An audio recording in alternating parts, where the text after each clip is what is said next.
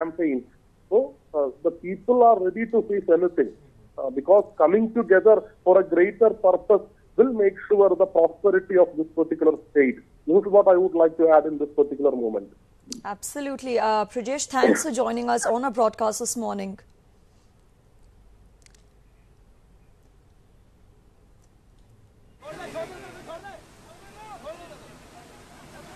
All right, now my colleague Sharyar happened to talk to the SP there.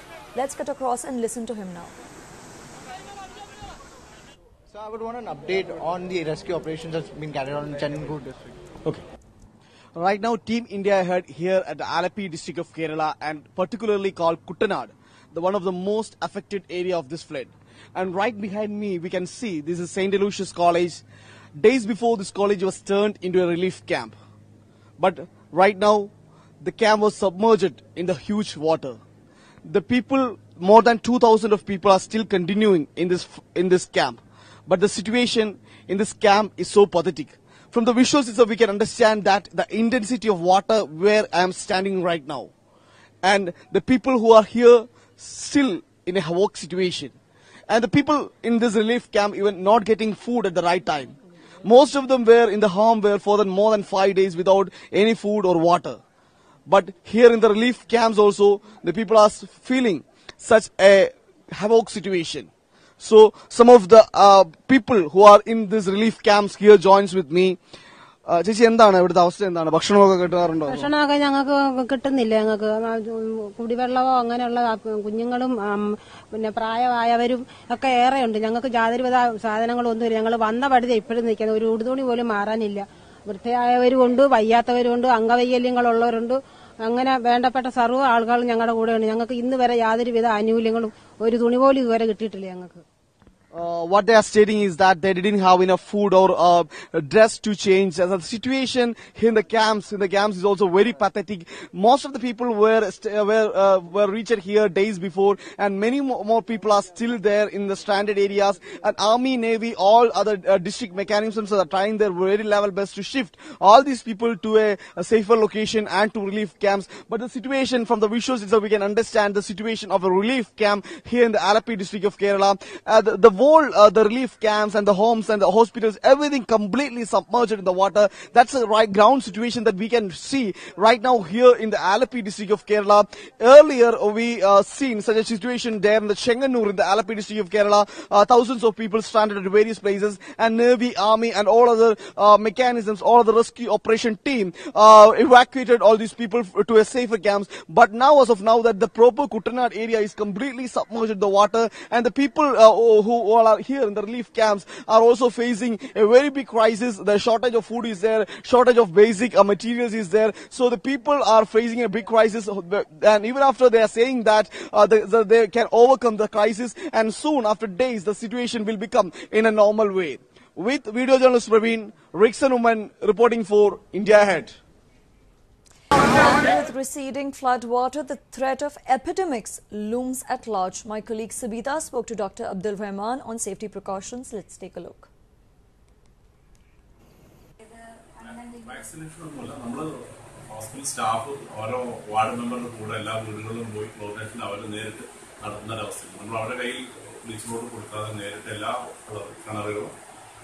കുടിവെള്ള സ്രോതസ്സുകൾ നമ്മൾ land ഒഴിച്ച് ശുദ്ധീകരിച്ചതിന് ശേഷം മാത്രം.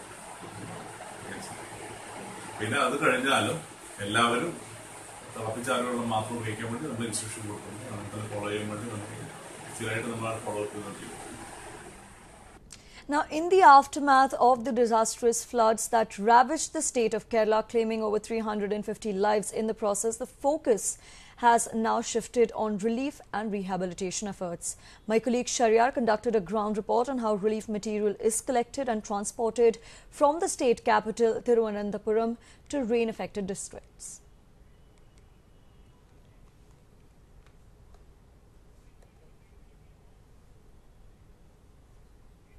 Efforts in Kerala have got out many unsung heroes, and we are in one of the trucks of these unsung heroes. This is Arun, and Arun will tell his story about how he has been regularly transporting goods, essential commodities to these places, and we'll ask him about his entire time spent and what all his experiences have been.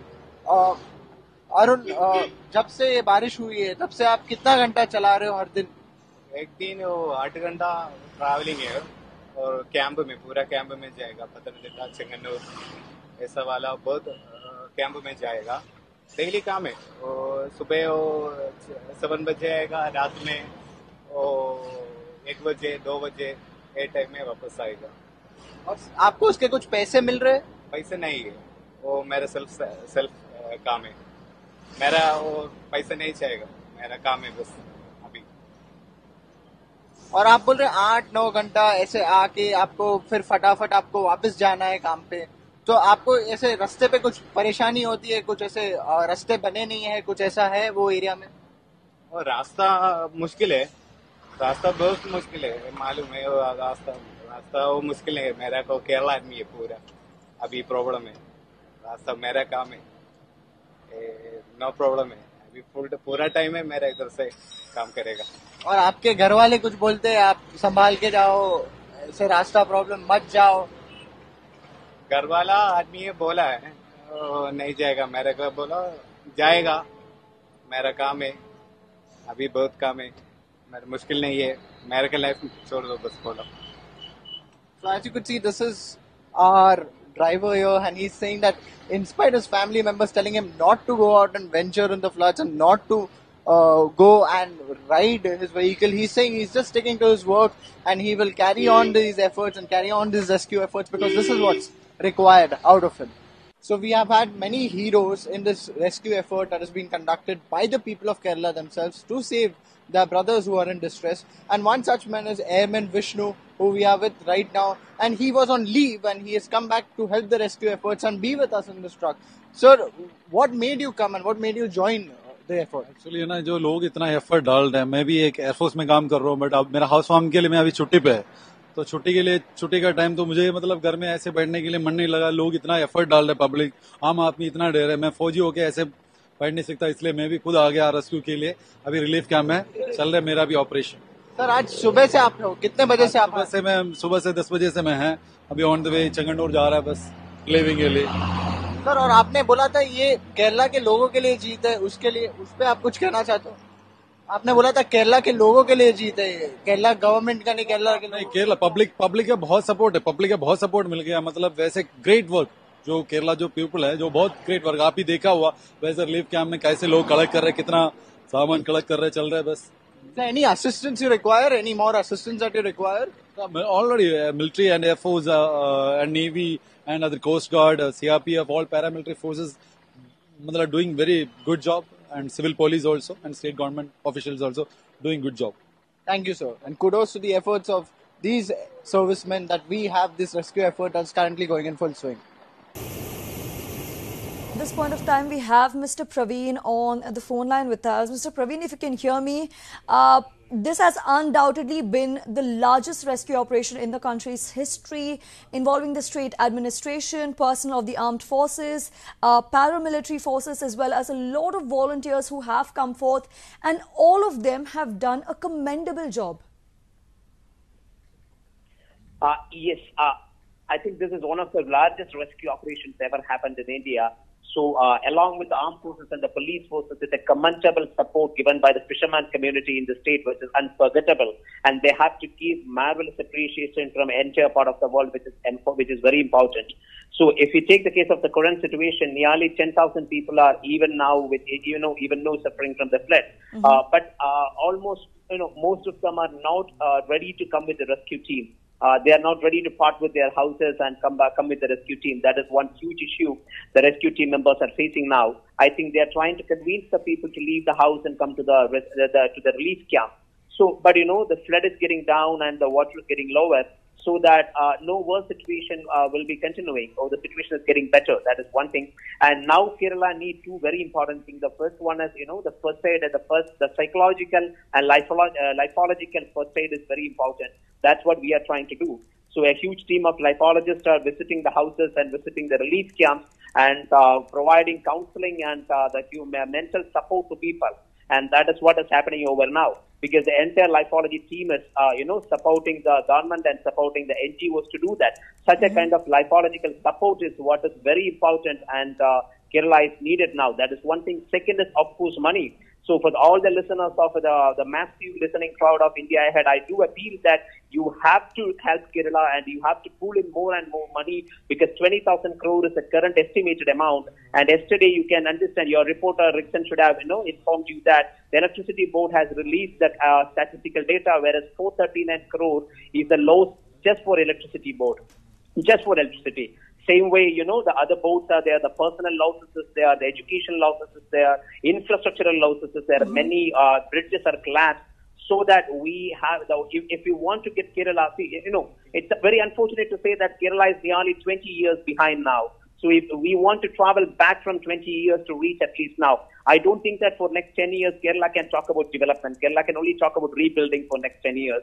We can't even talk anything about development. So every discussion has to be focused on rebuilding the state. And when we are rebuilding the state, we need two things. One is money, as just mentioned before. Second is professional support. So Kerala is absolutely having a lot of professionals, and they are ready to put their voluntary effort for that. But more professional help from other part of India and other part of the world is required to take Kerala back. So we firmly believe that the entire India is standing with Kerala now, and the entire world is standing with Kerala now. So, and that will continue, and maybe in another 2 to 3 years' time, because, there is this impractical thing that everything will be fine and back to normal in 1 year. It takes a minimum of 2 to 3 years to get Kerala at least back to the normalcy. So that is what is happening over here. And yeah. Now that, the waters are receding, rescue operations are in its final stage. But the major challenge will, of course, like you rightly pointed out, will be rehabilitation, rebuilding, reconstruction. But what do you think will be the major challenges as far as rehabilitation and reconstruction is concerned? And how long do you really think will it take for the state of Kerala to bring back everything in place, to bring back everything into a normal situation? Two major points over there. I think, it takes a minimum of 2 to 5 years to make everything back to normalcy, because that much massive the disaster was, and that much massive the devastation is. So that it takes a minimum of 2 to 5 years to make everything back to normalcy. And the core challenges, number one, of course, it is money. Because if you take the case of CM's relief fund, we have already got more than 500 crores. And the state has already given 700 crores. And so we are expecting another 1,300 minimum. So that together will contribute to 2,500 crores. But the devastation is equivalent to nearly 20,000 crores, which is nearly 10 times larger than what the money is committed till today. So the money is the major task, which I think the CM is also very particular to raise funds and get funds from every part of the world to rebuild Kerala. That is a one core challenge. And second is, the geographical matter. Because, in Mumbai floods or in Uttarakhand flood, one particular region or a couple of districts is affected.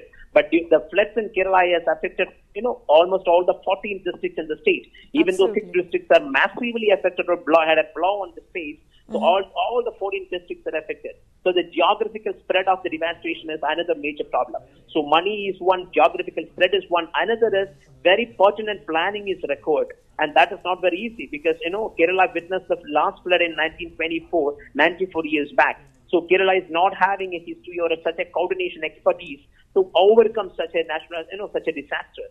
So that very coordinated effort is required for that. So I think under the courageous leadership of CM, who has even cut off his travel to America for for his treatment for a deadly disease. So he is still continuing over here by cancelling all his trips and all. So I personally believe that under his leadership, Kerala can move forward, join together and pull in money, pull in professional skills, and also Kerala can surely coordinate it perfectly well. But these three will be the challenges in future, and these challenges, if we overcome these challenges, everything will be back to normalcy in another 2 to 5 years. Right. Mr. Praveen, many thanks for joining us on our broadcast this morning. So we have some latest visuals coming in on your screens. You can see that water levels have most definitely receded, and vehicles are operating in some places where water levels have come down. Meanwhile, rescue operations are still on.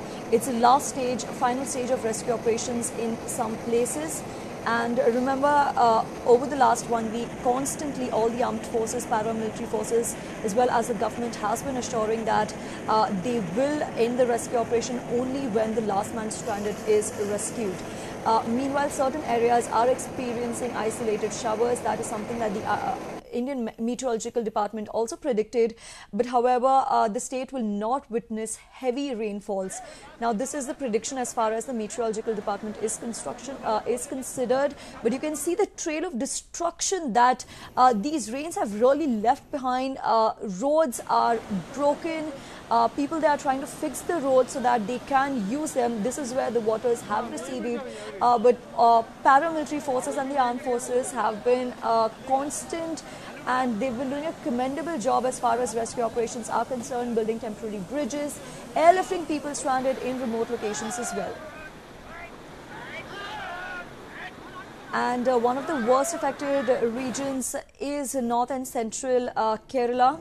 Several people still said to be stranded in Chenganur specifically, and rescue operations, even as we speak, are on. But the rescue operators are racing against time to make sure that every single person there is rescued. Now, you can see visuals playing on your screens as well about how relief material is being supplied to those stranded in remote locations. See the trail of destruction. It's like a city is floating on water now. That is the kind of destruction that these rains and floods have really left behind. Of course, reconstruction and rehabilitation will be a major challenge that the centre has declared the calamity as a calamity of severe nature. This also means that the centre will be providing assistance, a greater assistance as far as monetary relief to the state of Kerala is really concerned. Now, you can see how people are standing on rooftops of their respective homes or buildings, waiting desperately to be rescued, because the situation there is still extremely grim. Over 1 million people still in relief camps spread across the state. And these are visuals of relief supplies being given to people who are stranded at remote locations.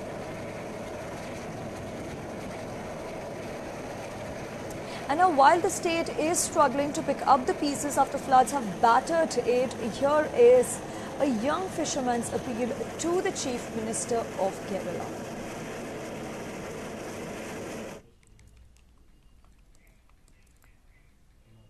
മുഖ്യമന്ത്രി sir അറിയണ്ടേ sir, എൻ്റെ പേര് Kais, എൻ്റെ വീട് fort കൊച്ചിയാണ്.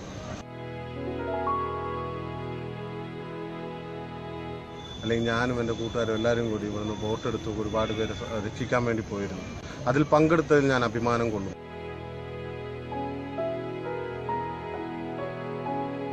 Sir, ഞങ്ങളാണ് സാറിൻ്റെ സൈന്യമെന്ന്, മത്സ്യത്തൊഴിലാളികളാണ് സാറിൻ്റെ സൈന്യമെന്ന്. Sir, അതിൽ ഞാൻ ഒരുപാട് അഭിമാനിച്ചു, ഞാൻ ഒരുപാട് ആഗ്രഹിച്ചു.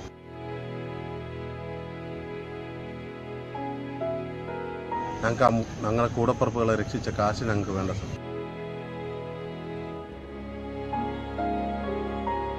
പിന്നെ സാർ ഒരു കാര്യം പറഞ്ഞായിരുന്നു, ഞങ്ങൾ നഷ്ടപ്പെട്ടു പോയ അല്ലെങ്കിൽ കേടായ ബോട്ടുകളെല്ലാം റിപ്പയർ ചെയ്ത് തരുന്നു. സാർ, അത് ചെയ്തു തരുന്നത് വളരെ നല്ല കാര്യമാണ്.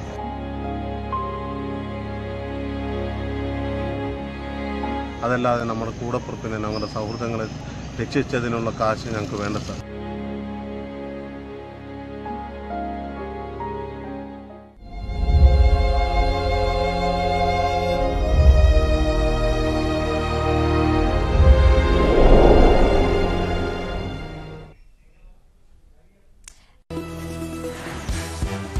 हाय, मैं हूं मनीष पॉल और आप देख रहे हैं India head. Keep watching.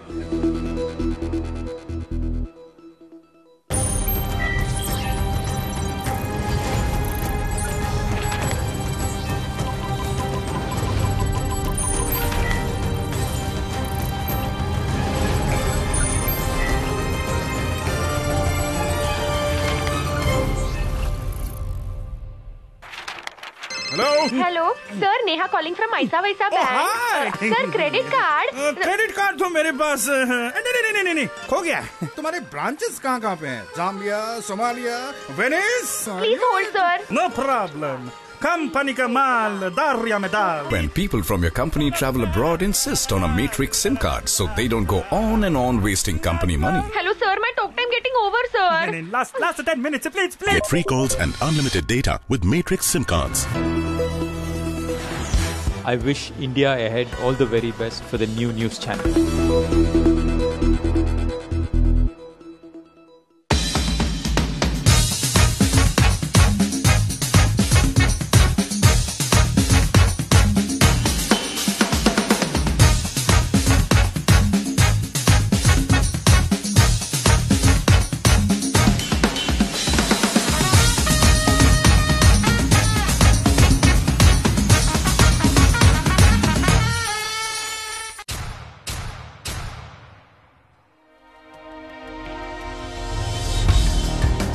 Years as a journalist, for me personally, has been a great learning experience. Political reportage in states here at the center has all helped me understand the finer nuances of this profession.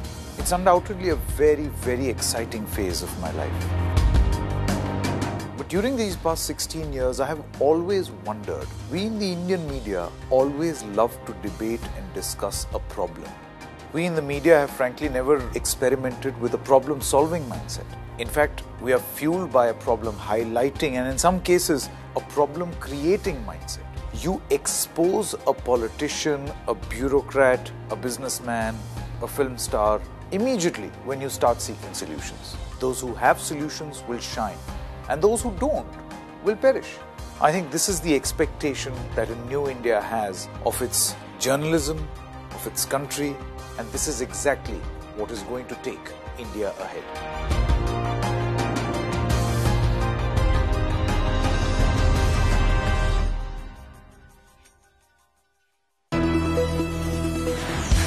Hi, this is Sonakshi Sinha and I'd like to wish India ahead all the very best. So when was the last time you went to the jungle? Actually, you don't need to. Every night, it comes to you for free on the television news channels. बिना पढ़े, बिना तैयारी किए, बिना TV देखे आप आके बैठ गए यहाँ टीवी पे बोलने के लिए। बोल चुके। यहाँ सवाल का जवाब देना होगा। एक सेकंड, आपको जाना है तो चले जाइए। जा रहे हैं हम, चले जाइए। How dare you say you leave? I will say what I want. It's my show. Where debate becomes a dogfight and news becomes noise. You don't have the guts to answer the specific question. That is why you are running away from it. And journalists become judges for options, not just opinions. For solutions, not just suggestions. For answers, not just questions. Join us every weeknight, 7 p.m. to 11 p.m. Only on India Ahead. India Ahead, which is an English news channel that has been launched. I wish it all the very best, and I hope that the channel is going to be different from the other channels, which will cover real stories, real issues, and also not only just talk about the problem, but also offer solutions. I wish it all the very best.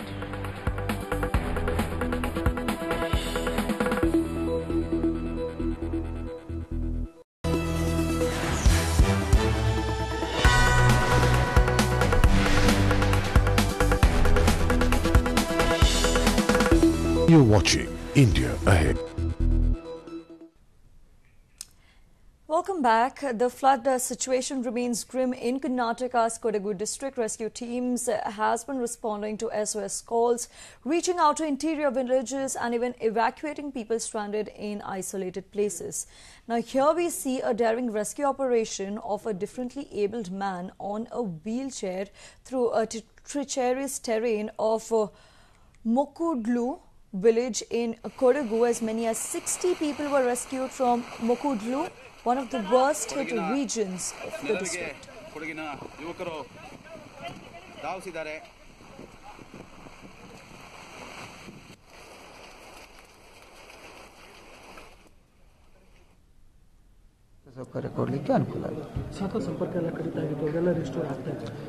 ಇನ್ನೂ ಸಮಯ ಬೇಕಾಗಿದೆ ಆಗುತ್ತೆ thank you ಎಲ್ಲ ಇಲ್ಲೇ ಇದ್ದಾವೆ ನಮಗೆಲ್ಲ ಮಾಹಿತಿ ಬಂದ ನಂತರ ಯಾರು ಮಿಸ್ ಆಗಿದ್ದಾರೆ ಯಾರು ಹೊರಗಡೆ ಇದ್ದಾರೆ ಎಷ್ಟು ಅಂಥೇಳಿ ನಮ್ಮದು ಈಗ ಇಲ್ಲಿವರೆಗೆ 7 ಸಾವನ್ನಪ್ಪಿರ್ತಕ್ಕಂಥ ಸಂಖ್ಯೆ.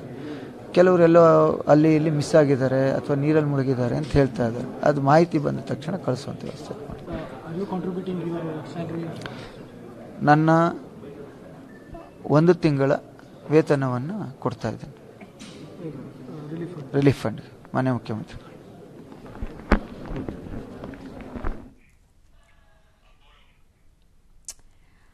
All right, so the situation there continues to be extremely grim, and we did just hear a reaction where they are saying that they are waiting for more information to come in as far as missing people are concerned. A lot of people are currently missing as we speak, and Karnataka's PWD minister now, H.D. Aerwyna, is being called out for his ruthless behavior after he was seeing flickering biscuit packets at flood victims in a relief camp in Hassan on Monday. The minister, elder brother of Chief Minister H.D. Kumaraswamy, had visited flood-ravaged Ramantapura to meet the displaced people who are in dire need of food and clean drinking water. Now, after interacting with the people there for a few minutes, he started throwing biscuit packets at them.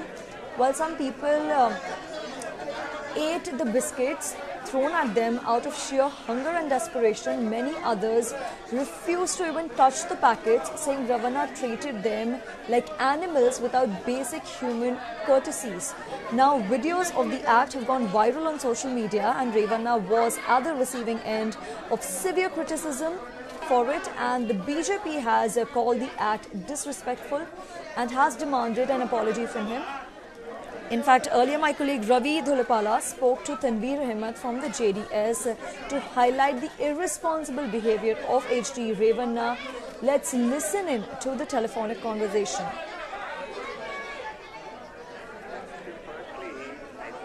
Media should stop JDS bashing. When the entire party, it's not about JDS, Congress or BJP. People are in distress and we are trying to work, we are trying to focus.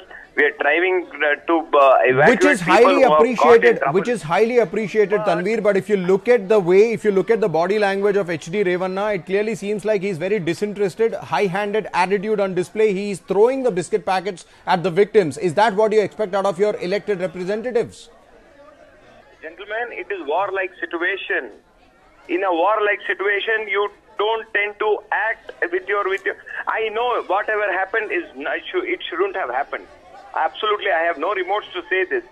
But what happened, let us really not use this as a political tool to do mud-cleaning, please. Now, we are not doing politics. If at all we need to do politics, we would have done politics. During Gujarat and Chennai, where the entire Karnataka stood by, we are appealing Tanveer, I am not one bit interested in doing politics over here. We are concerned about the people of Karnataka as much as we appreciate the way the situation has been handled with the government providing aid, but the visuals that I see on my screen are not at all pleasing. This is not what you expect from anybody. And Mr. H.D. Aerwyna is a pretty senior leader. He's the elder brother of the Chief Minister. Apology would solve the problem. I, behalf of my party and my party leader and the minister, I apologize to your entire audience. And Tanveer, while we appreciate the fact that you apologized on behalf of the party, a quick word if you could convey it across to Mr. H.D. Aerwyna. What you do, how you behave in public is something that is being watched very, very closely, and this gesture is certainly not appreciated, especially in a situation when there are desperate people hungry for some basic essentials and food. Moving on from that, as situation normalizes in Kerala, rain's fury continues now in Andhra Pradesh and Telangana. About 300 pilgrims and traders were stranded in the forest area on the border of Andhra Pradesh and Telangana. This happened when a small stream of water suddenly received flash floods, cutting off road links. Now, the pilgrims were going to Mangamma temple, which is situated at the border of Andhra Pradesh and Telangana, and some vehicles parked were also washed away in the swirling flood waters. Now,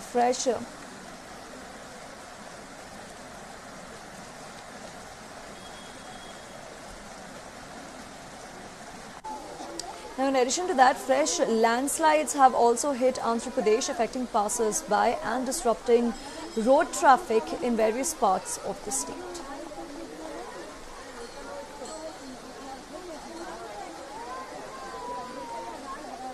So several pilgrims are stranded on the Telangana border, Telangana-Andhra Pradesh border, 300 of them.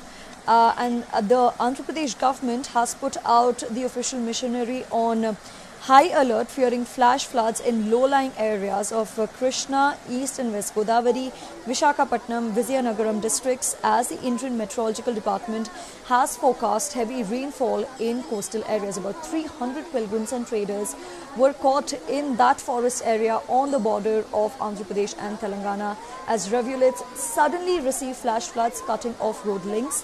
The pilgrims were on their way to Mangama Temple, which is between Asfarao Pet in Telangana and Gubbala in Andhra Pradesh. Now, some vehicles parked there were also washed away in swirling floodwaters. Parts of Andhra Pradesh have been experiencing heavy to very heavy rainfall for the last 2 days, bringing in copious inflows into tanks, streams and rivulets, and with both Krishna and Godavari in spate threatening island villages and low-lying areas, Chief Minister Nara Chandrababu Naidu held an emergency review meeting directing the district administration to be on high alert to evacuate people. Now you can see the state of condition on that border area in Andhra Pradesh, Telangana.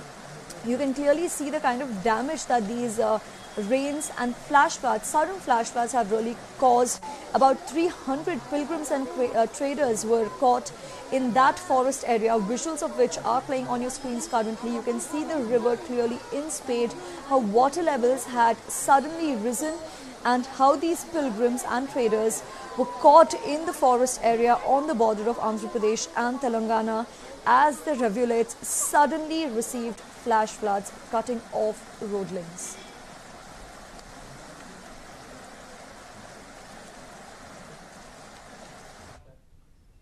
Now, the Godavari River is in spate in Andhra Pradesh and Telangana, with the government missionary put on high alert in all the districts there, in about 3 districts there, in fact.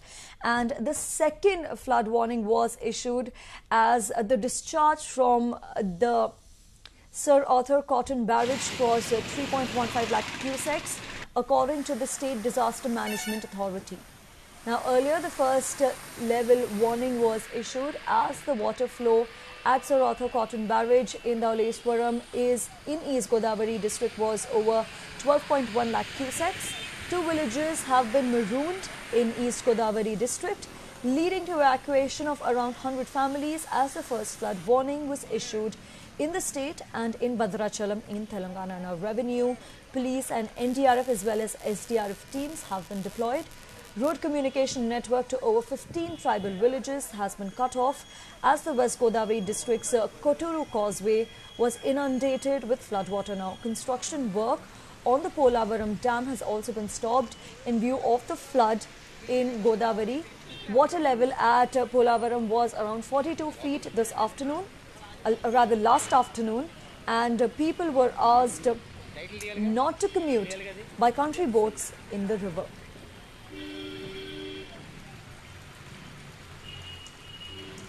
Now, Andhra Pradesh Chief Minister Chandrababu Naidu addressed the media after conducting an internal meeting with his ministers. The Chief Minister said that a red alert has been sounded off in most of the low-lying regions of Andhra Pradesh. He also said that 4 districts of Andhra Pradesh have been severely affected by the recent rains and floods. He said that the agricultural loss will be assessed and the reports would be sent to the centre, while also saying that the government officials are bracing themselves for impending floods.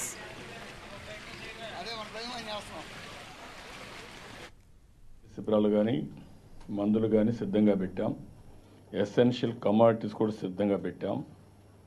ఎక్కడైతే maroon అయిందో, పంటలు దెబ్బతిన్నాయో అవన్నీ కూడా ఇమ్మీడియట్గా అధికార యంత్రాంగాన్ని అప్రమత్తం చేసి ఎస్టిమేట్స్ కూడా తయారు చేయమన్నాం. ఒక పక్కన చూస్తే మనకు ముఖ్యంగా ఈ 4 జిల్లాల్లో, శ్రీకాకుళంలో కొద్దిగా ఉంది కానీ ఈ 4 జిల్లాల్లో ఎక్కువ ఇదయింది. మన దగ్గర పడిన వర్షాల కంటే కూడా పైన వచ్చిన వర్షాలు, ఇక్కడ వచ్చిన వర్షాలు 2 అదనంగా యాడ్ అయినాయి. అదే రాయలసీమ, విజయనగరం అలాంటి జిల్లాల్లో ఇంకా మన రెయిన్ఫాల్ తక్కువే ఉంది. ఇన్ టైం, రియల్ టైంలో ఏమేం చేయాలనో ఆ యాక్టివిటీస్ అని చేస్తూ మనం కంట్రోల్ చేసుకుంటూ మ్యాక్సిమం ఎవరికి కూడా సఫరింగ్ లేకుండా, ఇబ్బందులు లేకుండా వాళ్ళందరినీ ఏ విధంగా ఇచ్చేయాలనో అవన్నీ చేస్తున్నాం. Now, in a good news to the Andhra Pradesh government, Amravati bonds issued by the Andhra Pradesh Capital Region Development Authority received an overwhelming response.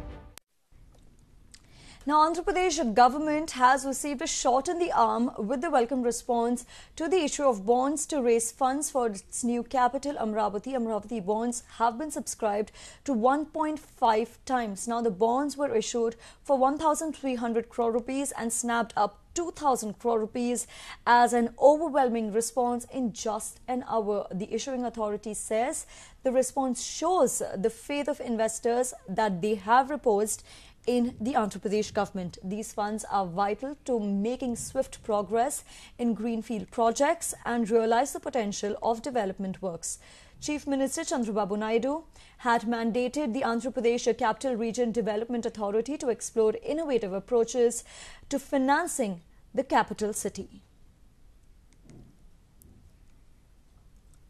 And our correspondent Aerwyna has sent us this report. Let's take a look. Amravati bonds issued by the Andhra Pradesh Capital Regional Development Authority has received an overwhelming response from the institutional investors. The bonds were oversubsidized for over 1.5 times on an electronic bidding platform, while the plan is to raise around 10,000 crores through a crowdfunding exercise. But the government seems to be in confusion over the greenfield capital and the big city as the economic potential is high. But it may lead to losses over the high cost burden as the economy cannot be transferred to Amravati. With camera person Chari, Aerwyna, India Ahead. Now, there are a lot of reactions coming to this from across the political circle, from the opposition YSRCP and the ruling TDP. Let's cut across and listen to them first. Chandrababu Naidu garu బాండ్లు తీసుకొస్తూ ఆ బాండ్లలో కూడా కమిషన్లు తీసుకునే రకం.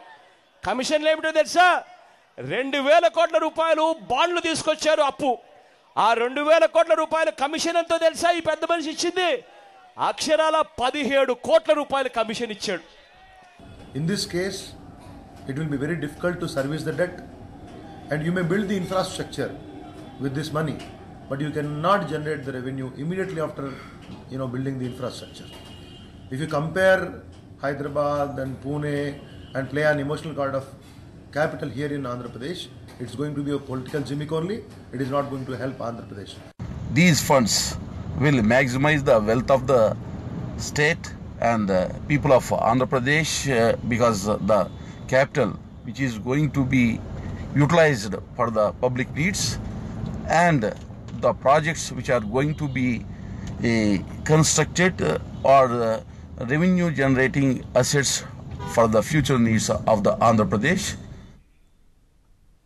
We'll slip into a short break now. There are more updates on the other side. Stay with us.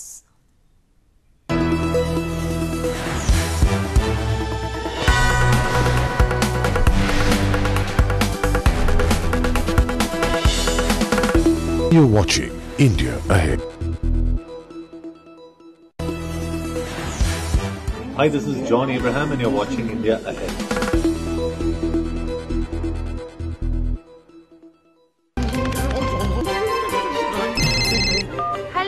Hello darling.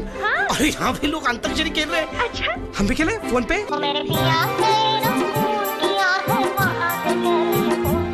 जा जा जा कबूतर पहले प्यार की पहली चिट्ठी। The Matrix SIM card you can talk on and on and on because it doesn't cost the earth. एक दो तीन जाओ मैं बात नहीं करती। Get free calls and unlimited data with Matrix SIM card.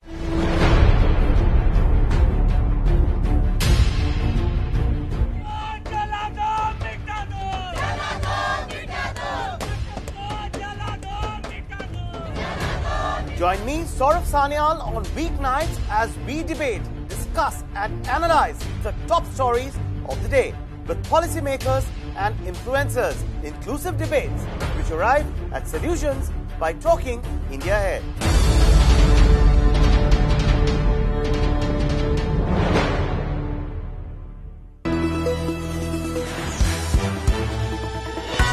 Hello everybody, and my best wishes to India Ahead channel.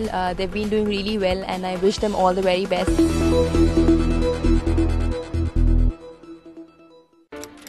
India, a country of over 1 billion people. Inflation is too. There's developing news every second. We fight to protect our human rights. But what is it that truly impacts you? Farmer suicide is still. When you're looking for facts, not opinions. Kashmir needs a political solution. Sense, not sensationalism. What about the South? Reports that tell you the real story. We are battling economic crisis. When reporters become your voice. Tamil Nadu fishermen in trouble. Bringing the news back into news. India Ahead.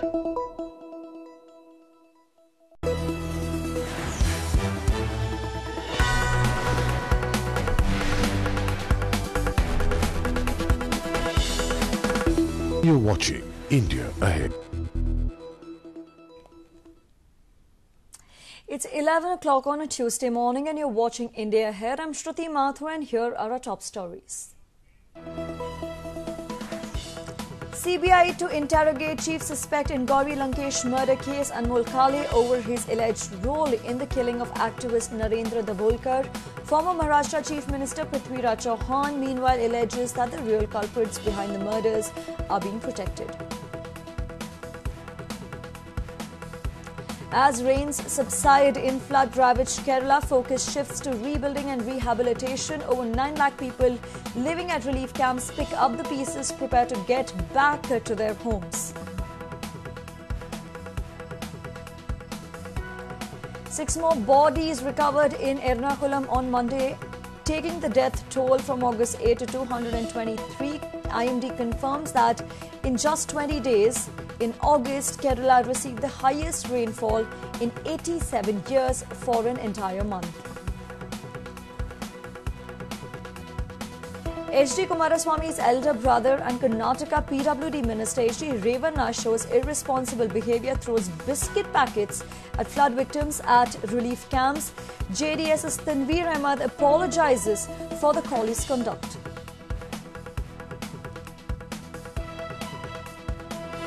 Arjuna awardee Vinesh Phogat makes the country proud, becomes the first Indian woman to win a gold at the Asian Games, bags the second Asiad gold for India after wrestler Bajrang Punia.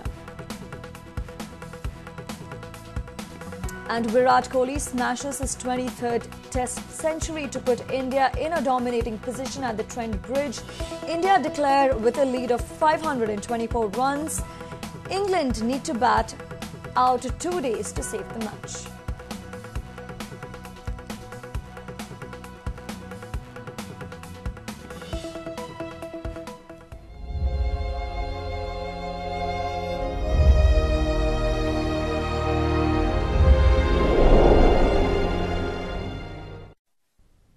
On to our top focus this morning. Once again, the Home Ministry yesterday declared the devastating floods in Kerala a calamity of severe nature as the state braced for the mammoth task of reconstruction and rehabilitation. Now, this categorization will enable the state to get greater monetary and other assistance from the centre. The death toll in the current spell of monsoon fury that began on the 8th of August has risen to 223. Now, over 10.78 lakh displaced people, including 2.12 lakh women and 1 lakh children below 12 years of age, have been sheltered in over 3,000 relief camps. Chief Minister Pinarayi Vijayan said that there have been demands from various quarters to declare the floods as a national calamity, but since the centre is pointing out certain technical difficulties to make such an announcement, he refrained from making further demands. An all-party meeting is to be held today to take stock of the flood situation, and relief material including provisions, water and fuel have started arriving at the Kochi airport from different parts of the country.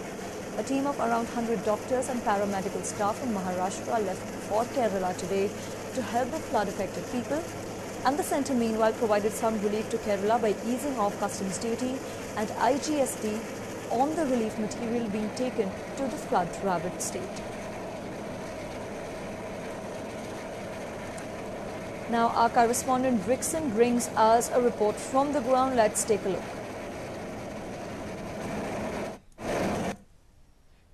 Exactly. The situation here in the Kutanad region is very pathetic because most of the houses were still submerged in the water, and most of the roads were completely blocked, and the city has become a stranded area right now, and the major hospitals also being completely stranded, and most of the people are still continuing in terraces and two-story buildings without food and water for almost the last 3-4 days. And we have seen a similar situation there in the Chenganur days before, and now all the rescue operation team have worked there and they shifted all the people to a safer location. But when we come to the Kutanad area, the lower parts of the state, they are witnessing a huge crisis right now, and most of the people are still continuing in terraces and all, and still we can see that the rescue operation team are shifting people to a safer camp or relief camps and all. The thing is that the people from the other district can't reach to the stranded areas of this particular area. That's a very big challenge the rescue operation team and other district mechanisms are facing right now here. And also most of the houses were completely submerged in the water, and the people are still continuing in the two-story buildings without food and water. And we can, from the visuals, we can understand that the intensity of this huge flood right now, because most of the houses were completely submerged in the water and huge overflow of water, and most of the rivers here were completely submerged, and most of the rivers are overflowing right now here, and the people here are in a very big concern. They have no idea about their future. So the water state right now is thinking about the rehabilitation of the people, but the thing is that the stranded people here are thinking about they need to move into a safer location, into relief camp. From right now from the visuals we can understand the intensity of this particular area. The place was completely cut off.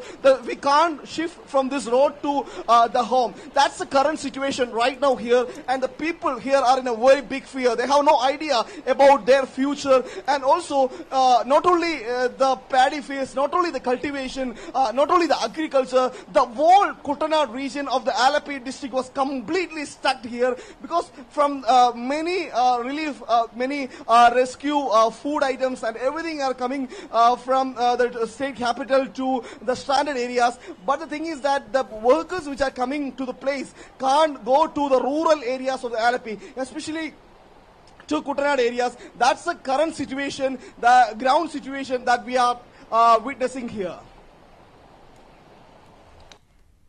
And giving us the ground report on the state of paddy fields and current situation of the houses in Kutanad area of Kerala is yet again my colleague Rickson.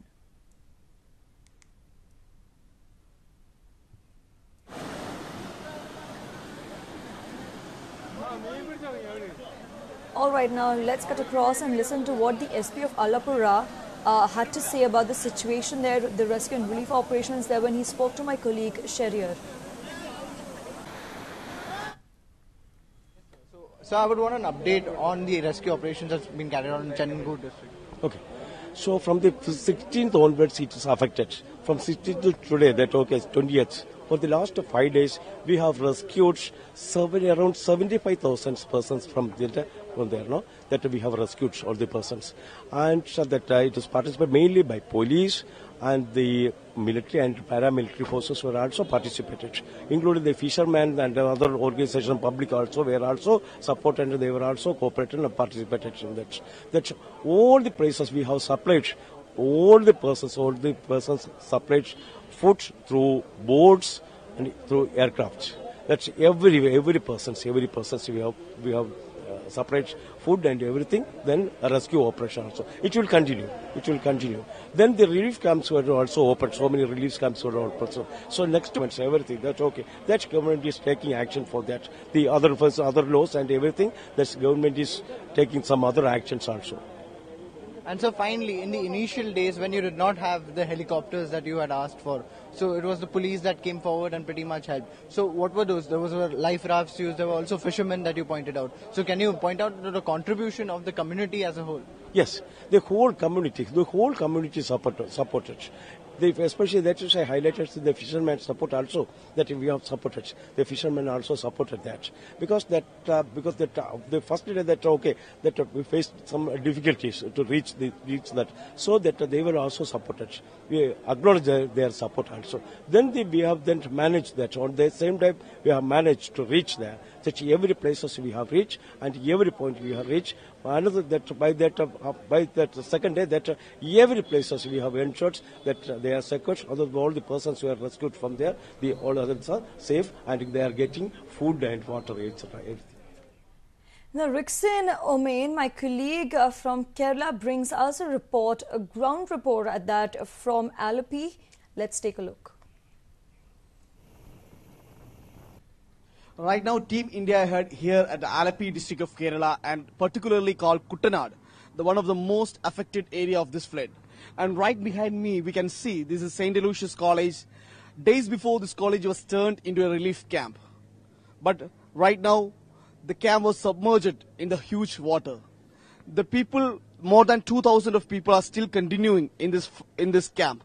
But the situation in this camp is so pathetic. From the visuals itself, we can understand that the intensity of water where I am standing right now. And the people who are here still in a havoc situation. And the people in this relief camp even not getting food at the right time. Most of them were in the harmware for more than 5 days without any food or water.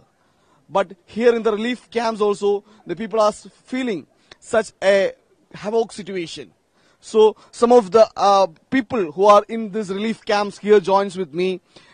ചേച്ചി എന്താണ് ഇവിടുത്തെ അവസ്ഥ എന്താണ് ഭക്ഷണമൊക്കെ കിട്ടാറുണ്ടോ ഭക്ഷണമൊക്കെ ഞങ്ങൾക്ക് കിട്ടുന്നില്ല ഞങ്ങൾക്ക് കുടിവെള്ളമോ അങ്ങനെയുള്ള കുഞ്ഞുങ്ങളും പിന്നെ പ്രായമായവരും ഒക്കെ ഏറെയുണ്ട് ഞങ്ങൾക്ക് യാതൊരുവിധ സാധനങ്ങളൊന്നുമില്ല ഞങ്ങൾ വന്ന പടുതി ഇപ്പോഴും നിൽക്കുന്നത് ഒരു ഉടുതുണി പോലും മാറാനില്ല വൃദ്ധയായവരുമുണ്ട് വയ്യാത്തവരുണ്ട് അംഗവൈകല്യങ്ങളുള്ളവരുണ്ട് അങ്ങനെ വേണ്ടപ്പെട്ട സർവ്വ ആളുകളും ഞങ്ങളുടെ കൂടെയുണ്ട് ഞങ്ങൾക്ക് ഇന്ന് വരെ യാതൊരുവിധ ആനുകൂല്യങ്ങളും ഒരു തുണി പോലും ഇതുവരെ കിട്ടിയിട്ടില്ല ഞങ്ങൾക്ക് What they are stating is that they didn't have enough food or dress to change. As the situation in the camps is also very pathetic. Most of the people were reached here days before, and many more people are still there in the stranded areas. And Army, Navy, all other district mechanisms are trying their very level best to shift all these people to a safer location and to relief camps. But the situation from the visuals itself, we can understand the situation of a relief camp here in the Alleppey district of Kerala. The relief camps and the homes and the hospitals, everything completely submerged in the water. That's a right ground situation that we can see right now here in the Alleppey district of Kerala. Earlier, we seen such a situation there in the Chenganur in the Alleppey district of Kerala. Thousands of people stranded at various places, and Navy, Army, and all other mechanisms, all of the rescue operation team evacuated all these people to a safer camps. But now, as of now, that the proper Kuttanad area is completely submerged in the water, and the people who all are here in the relief camps are also facing a very big crisis. The shortage of food is there, shortage of basic materials is there. So the people are facing a big crisis, and even after they are saying that they can overcome the crisis, and soon after days the situation will become in a normal way. With video journalist Praveen, Rixin Omain reporting for India Ahead. So now rescue operations are in the final stage, and the focus is now going to shift to make sure that there is no outbreak of waterborne or airborne diseases, to now focus on rehabilitation, reconstruction, and just rebuilding the entire state and making sure that the state returns to normalcy. Now, that will take a long period of time, but you can see how all the armed forces and paramilitary forces have been assisting in rescue and relief operations. Chenganur is one of the worst affected districts, and our correspondent Rixin joins us live from Chenganur. Rixin, if you can hear me, what is the situation there? Now, we believe that the rescue operations are still on in Chenganur. Yeah, Sudhi, exactly as you stated that the rescue operation is still on, but the rescue operation team, Navy, Armed Force, and all the district administrative mechanisms have already shifted almost all the peoples from Chenganur area to relief camps and safe camps. But as you know that days before we heard that more than 10,000 people are still stranded at various places of Chenganur district. But for the last 2-3 days, by the help of Navy, Army, and other fishermen, almost all the people were now shifted shifted to relief camps. And as you stated in the beginning, now the Chenganur district mechanisms are now thinking about planning about the rehabilitation of these people. More than 800 relief camps are there here in the Chenganur itself, because most of the parts of the rural areas of the Chenganur was completely submerged in the water. So most of the people are still continuing in the relief camp itself. But the situation, the Chenganur city is going back to the normal life. We can see busy roads here right now. So the rain, we can see the rain clouds are also not here. A pleasant atmosphere we can see here in the ground in Chenganur. But still now the lower parts of the state, especially Kuttanad, are still completely submerged in the water, and a rescue operation is already on there, and many of the people are still continuing in stranded areas. So by today evening, what the state government is planning is that by today evening they can shift all the people who are stranded at various parts of the district. So today there is an all-party meeting also there in the Trivandrum, and in that meeting the leaders, political leaders, including Chief Minister Pinarayi Vijayan, opposition leader Ramesh Chennitthala, BJP leaders will think about the rehabilitation of these people, and how much days we need to continue this relief camp. All these decisions we can expect from that all-party meeting. At the same time, there are still some shortage of foods and everything in camps which are there in the rural areas. So the army and navy and other diving team are on the way to Kuttanad area to provide basic food materials, relief materials to the people who are stranded at various parts of the Alleppey district. Sudhi. Also, Rixon, like you just mentioned, water levels are receding, of course. Rescue operations are said to be in the final stages. We know Chenganur has been one of the most affected regions in the state. But people are slowly getting back to their homes from relief camps. Now, when we really talk about them getting back to their homes, a lot of people have unfortunately lost their houses because they came down like a pack of cards due to landslides. But a lot of other people whose houses were inundated in the rainwaters are seeing nothing but, destruction even when things in their houses are concerned, be it furniture, their clothing, the way their house looks.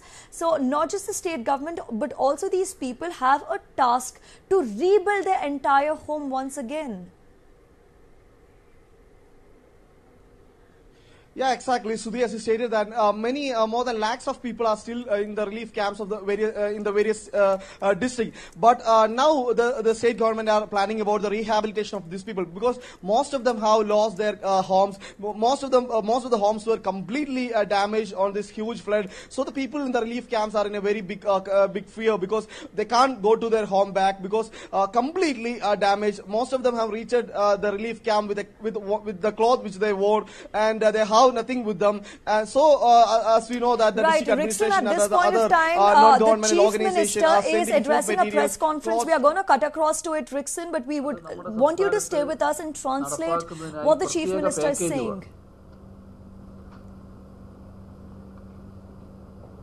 Mahatma Gandhi തൊഴിലുറപ്പ് പദ്ധതിക്ക് ഈ വർഷം പ്രത്യേക package വേണം എന്നും ആവശ്യപ്പെടുന്നുണ്ട്. നേരത്തെ ഇക്കാര്യത്തിൽ ഉന്നയിച്ച ചില കാര്യങ്ങൾ കേന്ദ്ര സർക്കാർ തത്വത്തിൽ അംഗീകരിച്ചിട്ടുണ്ട്. എന്നാൽ കൂടുതൽ ആവശ്യങ്ങൾ ഉന്നയിക്കുന്നുണ്ട്. 2600 കോടി രൂപയുടെ പ്രത്യേക പാക്കേജാണ് ഇപ്പോൾ ആവശ്യപ്പെടുന്നത്. ഇതോടൊപ്പം ഒരു മഹാപ്രളയം നമുക്ക് നേരിടേണ്ടി വന്ന സാഹചര്യത്തിൽ ദുരിതാശ്വാസം, പുനരധിവാസം, പുനർനിർമ്മാണം ഇവയെല്ലാം ചർച്ച ചെയ്യുന്നതിനായി ആഗസ്റ്റ് 30-ന് പ്രത്യേക നിയമസഭാ സമ്മേളനം വിളിച്ചു ചേർക്കാൻ ഗവർണറോട് ശുപാർശ ചെയ്യാൻ തീരുമാനിച്ചിട്ടുണ്ട്. ഇപ്പോൾ പ്രളയബാധിത പ്രദേശങ്ങളിലെ വായ്പകൾക്ക് സാധാരണഗതിയിൽ മൊറട്ടോറിയം പ്രഖ്യാപിച്ചിട്ടുണ്ട്. ബാങ്ക് വായ്പകൾക്ക് ഇത് വാണിജ്യ ബാങ്കുകൾക്കും സഹകരണ ബാങ്കുകൾക്കുമെല്ലാം ബാധകമായിട്ടുള്ളതാണ്. ദുരിതത്തിൽ കഴിയുന്ന ജനങ്ങൾക്ക് വലിയ ആശ്വാസമായിട്ടാണത് മാറുക. പക്ഷെ അതോടൊപ്പം ആളുകൾ വായ്പ എടുക്കുന്നത് ഈ സ്ഥാപനങ്ങളിൽ നിന്ന് മാത്രമല്ല, പലരും സ്വകാര്യ പണമിടപാട് സ്ഥാപനങ്ങളുടെ വായ്പ എടുക്കുന്നുണ്ട്. അത്തരം ചില ധനകാര്യ സ്ഥാപനങ്ങൾ ഈ ഘട്ടത്തിൽ സ്വീകരിക്കുന്ന നിലപാട് കുറച്ചൊരു വിഷമകരമായിട്ടുള്ളതാണ്. അതായത് ദുരിതാശ്വാസ ക്യാമ്പുകളിൽ പോയി ഇത്തരം സ്ഥാപനങ്ങളുടെ ആളുകൾ അവരുടെ അടക്കേണ്ട സംഖ്യ ചോദിക്കുന്ന നിലയുണ്ട്. അപ്പോൾ വായ്പാ കുടിശ്ശിക ഇപ്പോൾ ദുരിതാശ്വാസ ക്യാമ്പിൽ കഴിയുന്നവർക്ക് അടക്കാൻ പ്രയാസം ഉണ്ടാകുമല്ലോ ഇപ്പോഴത്തെ നിലയിൽ. അപ്പോൾ അത്തരം ഒരു ശ്രമം ഈ സാഹചര്യത്തിൽ നടത്താൻ പാടില്ല. അതിൽ നിന്ന് അവർ പിന്തിരിയണം. പൊതുവിൽ മൊറട്ടോറിയം ഒരു നിശ്ചിത കാലത്തേക്ക് ആവശ്യമായിട്ടുള്ളതാണ്. അപ്പോൾ സ്വകാര്യ ധനകാര്യ സ്ഥാപനങ്ങൾ ജനങ്ങളുടെ പ്രയാസം കണക്കിലെടുത്തുകൊണ്ട സമീപനം സ്വീകരിക്കാൻ തയ്യാറാണ്. നമ്മുടെ വിഷമത്തിൽ സഹായിക്കാൻ ലോകമെങ്ങുമുള്ള മലയാളികൾ തയ്യാറാവുകയാണ്. നമ്മുടെ ലക്ഷക്കണക്കിന് ആളുകളുടെ സെക്കൻഡ് ഹോമായിട്ടാണ് ഗൾഫ് രാജ്യങ്ങളെ അവർ പരിഗണിക്കുന്നത്. ഇവിടെയുള്ള പല കുടുംബങ്ങളുടെയും യഥാർത്ഥ മനസ്ഥിതി അതാണ്. That the state will submit a new report to the central government regarding allowing the loans to allowing the loans to the people who lost their home and who lost their land, and the state is planning to submit a new report to the central government, and also at the same time that the state government are planning to rebuild a new Kerala by providing all the basic needs to the people who was affected by this huge flood, and the state with the support of all the opposition, the state will rebuild new Kerala. That's what Chief Minister Pinarayi Vijayan is stating right now, and will submit a new report regarding providing loans for the people who lost their lives and land. That's a new update we are getting from the Chief Minister's press meet. And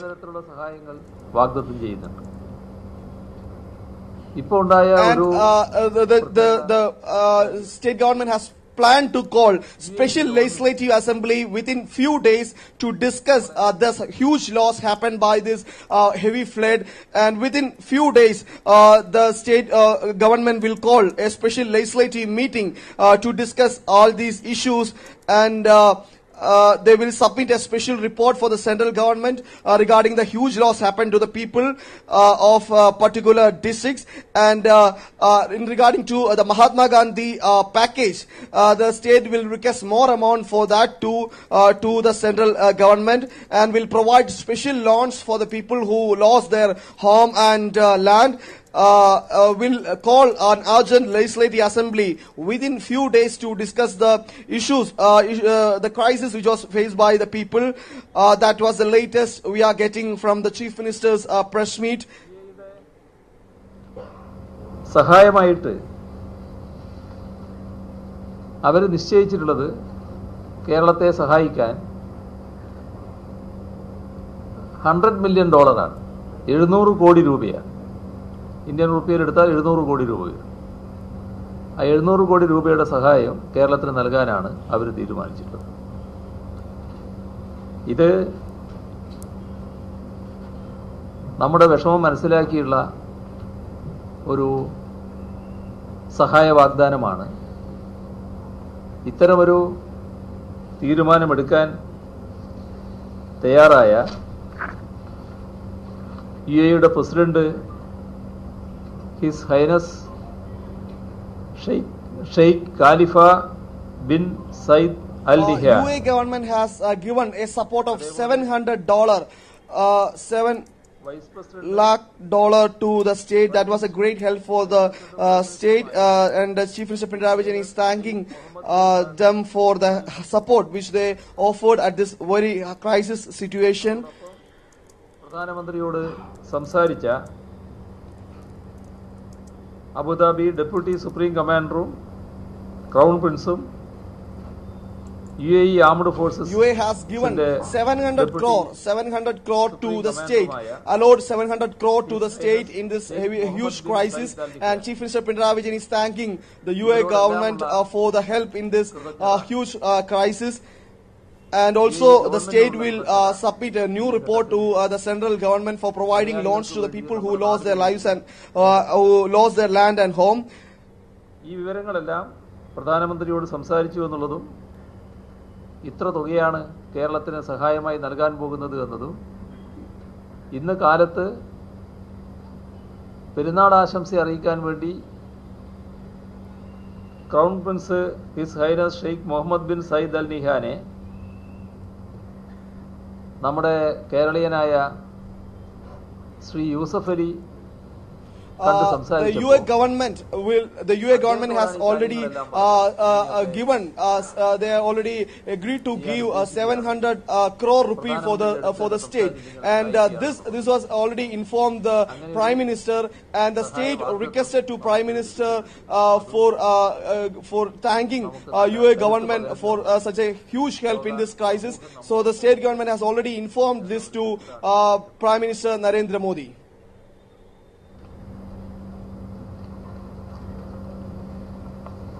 ശരി, സർവകക്ഷിയോഗം വൈകുന്നേരം.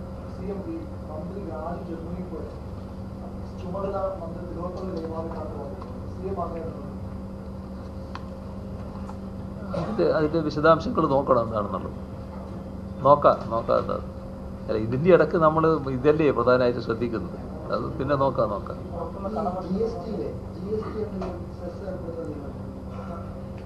അല്ല, അതൊക്കെ കേന്ദ്ര ഗവൺമെന്റിനോട് ആവശ്യപ്പെടുന്ന കാര്യമാണ്. കേന്ദ്ര ഗവൺമെന്റിനോട് ചില പ്രത്യേക പാക്കേജിലൂടെ ചില കാര്യങ്ങൾ ആവശ്യപ്പെടുന്നുണ്ട്.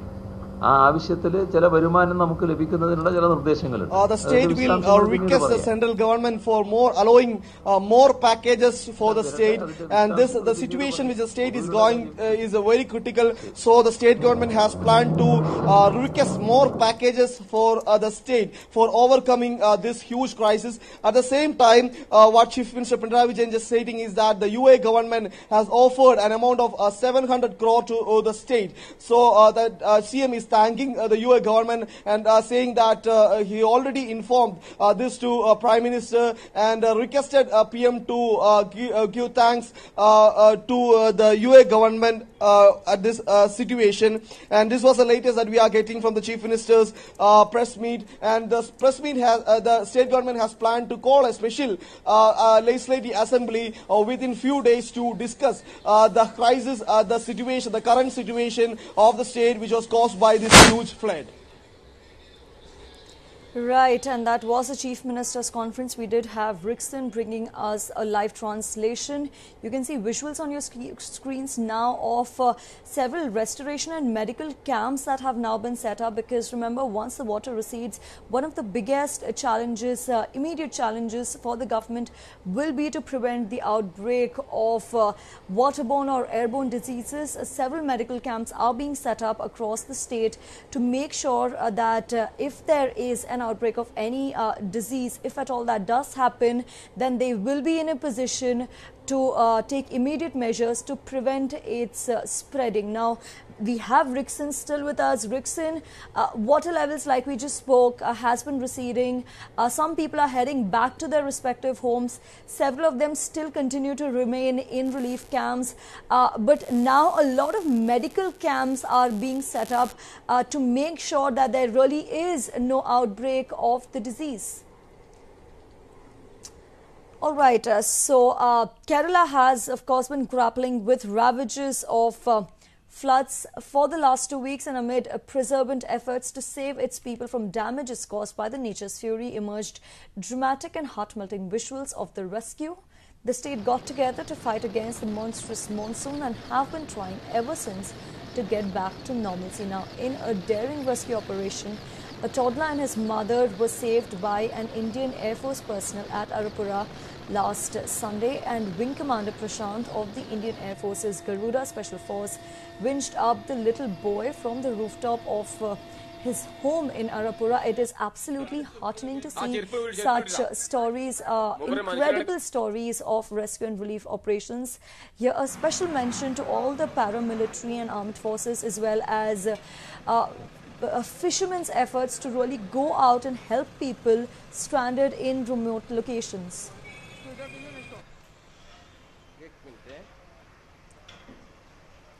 So you can see absolutely heartening visuals where these personnel are also helping elderly citizens, using themselves as a step to get into those boats. Now those are really heartening visuals coming in from the state of Kerala. Now this is across the state. We have a lot of heartening stories, and one of them is also of a pregnant woman being rescued by the Indian Air Force. Now she had to be airlifted, and she was rescued, and she did deliver a healthy baby. Now we also have visuals of old women being rescued. You can see on your screens how she is being airlifted by the Indian Air Force, and those are the visuals playing out on your screens. As far as the rescue operations is concerned, it has been the largest that the country has ever seen, and I'm being told we have Rickson back on the line with us.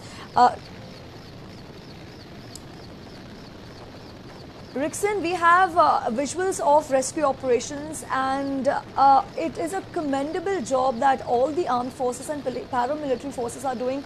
Now, they have been rescuing people from remote locations, people who are stranded and have literally nowhere else to go, because remember, a lot of places don't even have basic connectivity because roads are completely inundated. There have been a couple of rescue operations which have been extremely daring. You know, they've been rescuing old citizens, they have been rescuing pregnant women, they've been rescuing infants as well.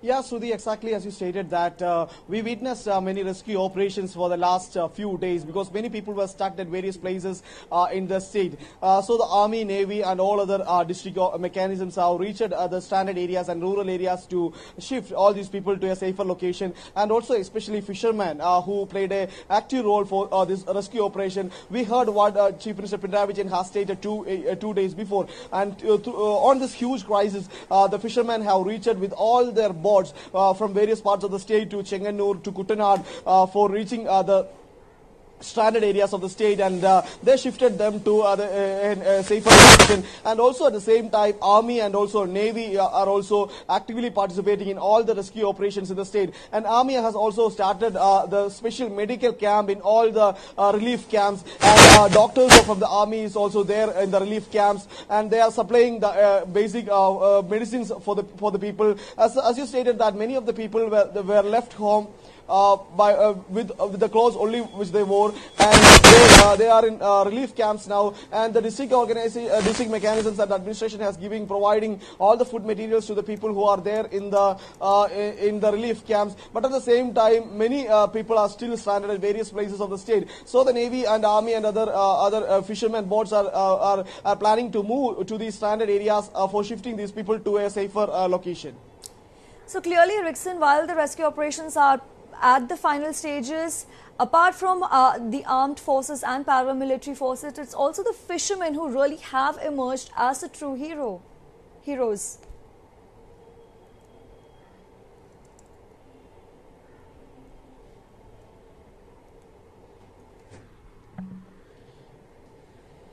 Rickson, if you can hear me, if you're getting the audio, we understand that there is a disturbance in line given the situation there, but if you can hear me, apart from the armed forces and the paramilitary forces, the fishermen have also very clearly emerged as heroes, because remember, we did also see visuals of how fishermen are thanking Chief Minister Pinarayi Vijayan for calling them their soldiers, but they are telling that they don't really need any compensation, any monetary compensation that the state government declared. They are just saying, you know, we depend heavily on our boat, so if that can be fixed, that will in itself be like a huge gift to us. Now they are saying that they were bound by duty because they were rescuing their brothers and sisters. absolutely heartening stories, not just of rescue and relief operations, but also how people are going out volunteering to help those in need. You can see how heartening visuals of these rescue operations really are. You can see how they are helping out senior citizens, women and children, and assisting them and really bringing them out of the stranded locations and moving them to safer and safer places or relief camps. Now, over 1 million people are at different relief camps, over 3,000 relief camps across the state. But rescue operations continue. They are in the last stages, and specifically Chenganur in Alapura district continues to be the focus of rescue operations even as we speak, since several areas continue to remain submerged and last-ditch efforts are being made to locate those stranded. Many are still fear-trapped in interior areas, and hectic efforts are on to locate them as well as save them. Now, in a lot of places, water levels have receded. This means that people are being shifted to safer locations. A little vehicle activity has also begun where water levels have receded, and you can see visuals on your screens of how an old woman was rescued by the Indian Air Force. Now, she was being airlifted. It is a daring operation given the situation, given the water levels there, and given the height. But these forces, armed forces, paramilitary forces, fishermen, farmers, have truly emerged as the real heroes of the entire calamity. Several people are also said to be injured, and medical camps have also been set up across the state now to prevent any outbreak of diseases.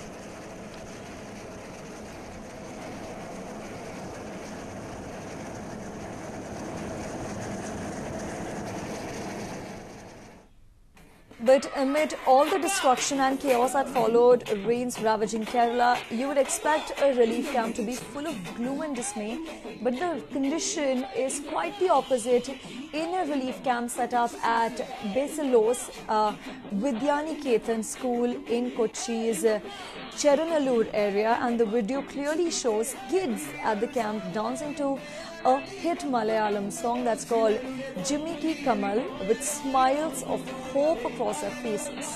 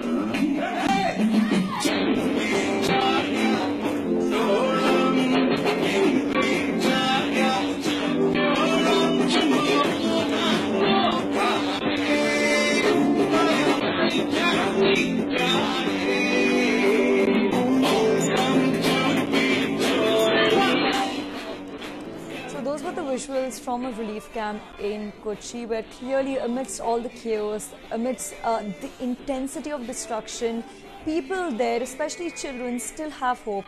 Hope for a better Kerala, hope for a better future. Absolutely heartening to see such visuals. Now, with the state, while the state is struggling to pick up the pieces after floods have battered it, here is a young fisherman's appeal to the Chief Minister of Kerala. ബഹുമാനപ്പെട്ട മുഖ്യമന്ത്രി sir അറിയാൻ വേണ്ടി sir, എൻ്റെ പേര് Kais, എൻ്റെ വീട് fort കൊച്ചിയാണ്.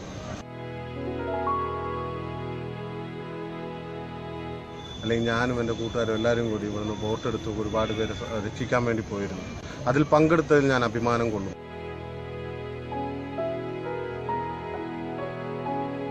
Sir, ഞങ്ങളാണ് സാറിൻ്റെ സൈന്യമെന്ന്, മത്സ്യത്തൊഴിലാളികളാണ് സാറിൻ്റെ സൈന്യമെന്ന്. സാർ, അതിൽ ഞാൻ ഒരുപാട് അഭിമാനിച്ചു, ഞാൻ ഒരുപാട് ആഗ്രഹിച്ചു.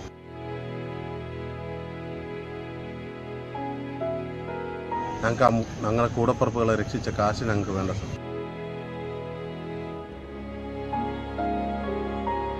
പിന്നെ സാർ ഒരു കാര്യം പറഞ്ഞായിരുന്നു, ഞങ്ങളിപ്പോൾ നഷ്ടപ്പെട്ടു പോയ അല്ലെങ്കിൽ കേടായ ബോട്ടുകളെല്ലാം റിപ്പയർ ചെയ്ത് തരുന്നു.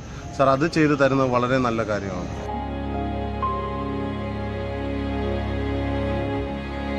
അതല്ലാതെ നമ്മുടെ കൂടപ്പുറപ്പിനെ ഞങ്ങളുടെ സൗഹൃദങ്ങളെ രക്ഷിച്ചതിനുള്ള കാശ് ഞങ്ങൾക്ക് വേണ്ട sir.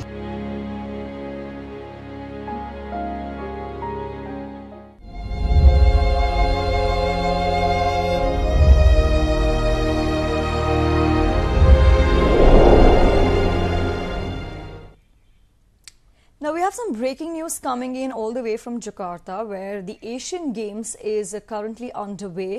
16-year-old Saurabh Chaudhary has won a gold in 10-meter air pistol, and Abhishek Verma has bagged the bronze in the same game. Now this is the breaking news coming in, and with this the medal tally of India has gone up to 7th. India remains at the 7th position. And for more on this, we are being joined by our sports correspondent Avnish. Avnish, it's an incredible win for the 16-year-old.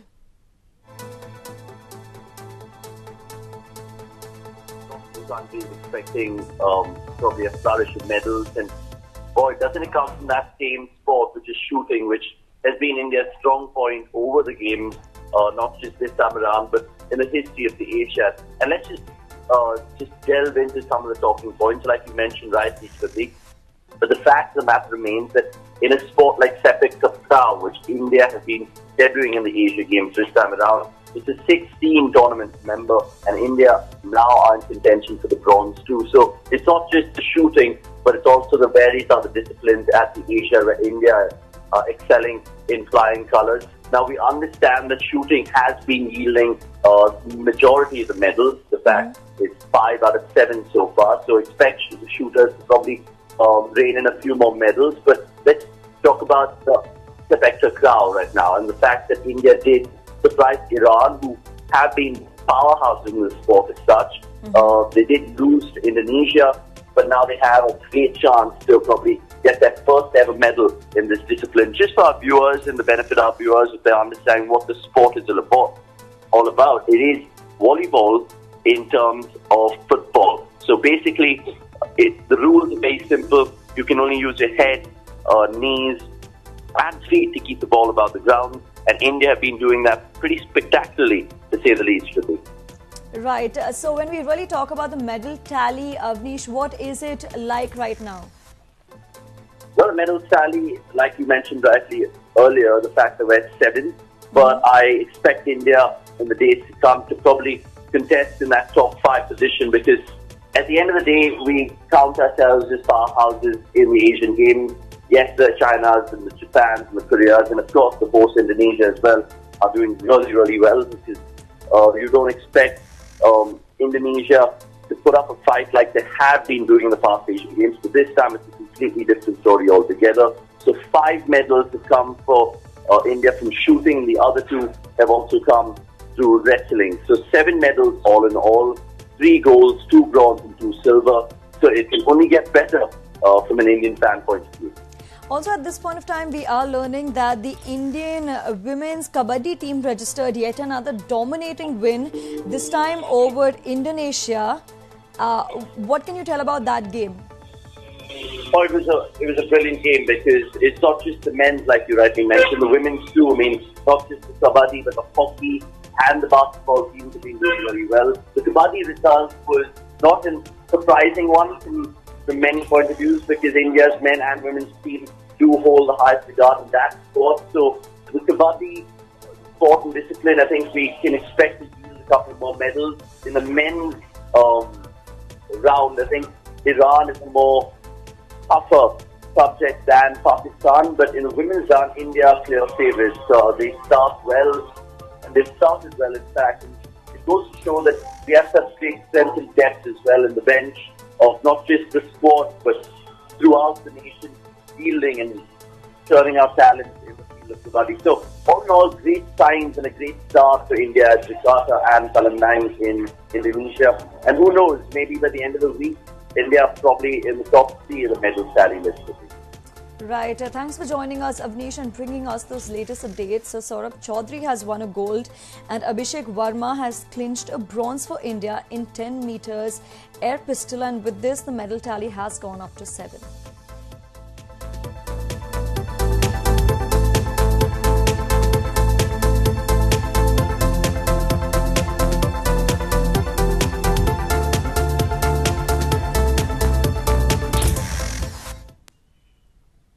All right, we'll step into a short break now. There are more updates on the other side. Stay tuned. You're watching India Ahead.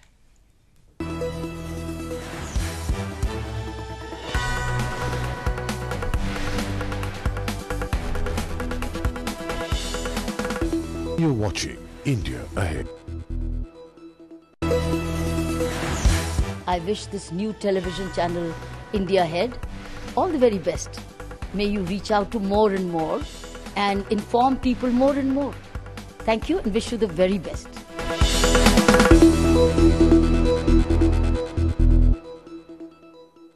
लोग जब बाहर जाते हैं कहते हैं data नहीं चाहिए। Hello, data कैसे नहीं चाहिए बेटा? गूगल मैप्स तो खोलोगे। और उबर कैसे बुलाओगे बेटा? सेल्फिश के सामने वाली सेल्फी ट्वीट तो करोगे। कैसे चलेगा ये सब बिना डेटा के?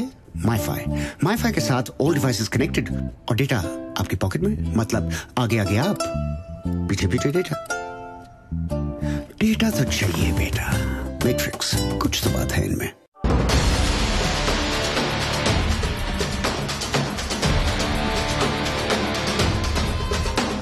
धमकी जिहाद के नारों से, हथियारों से कश्मीर कभी हथियार लोगे ये मत समझो। हमलों से, अत्याचारों से, संहारों से भारत का शीश झुका लोगे ये मत समझो।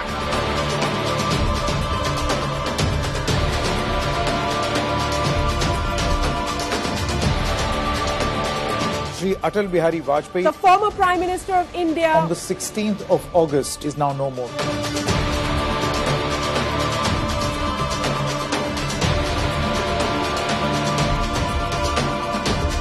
Atal Bihari Vajpayee clearly lives on in our hearts forever. Today's a day of learning, and our learning has to be that we need to be Atal in our desire, we need to be Atal in our resolve, we need to be Atal in our commitment to take this country ahead, to take India ahead. ये matrix की app क्या कमाल चीज है। What an all-rounder. इसके साथ hotel book करो, cab book करो, लंदन में शॉपिंग करो, मैडम तुसाड्स घूमिए, लॉर्ड्स का टूर कीजिए और दुबई में एक्सक्लूसिव डिस्काउंट्स पाइए। रिचार्ज कीजिए, डेटा ट्रैक कीजिए, फॉरेक्स ट्रैक कीजिए। थके हो यार ऐप के बारे में बोलते बोलते। एक काम कीजिए, खुद ही डाउनलोड कीजिए। मैट्रिक्स, कुछ तो बात है इनमें। इंडिया हेड इलेक्ट्रॉनिक चैनल का मैं वेलकम करता हूं। मीडिया पर भी बहुत बड़ी जिम्मेदारी कि हमेशा लोगों को हकीकत बताएं और मैं उम्मीद करता हूं कि आपका जो चैनल है वो बहुत तरक्की करेगा और लोगों के लिए अच्छी से अच्छी सेवा करते हुए चैनलों में अपना एक अच्छा मुकाम बनाएगा। मेरी जान से मुबारकबाद पेश करता हूं।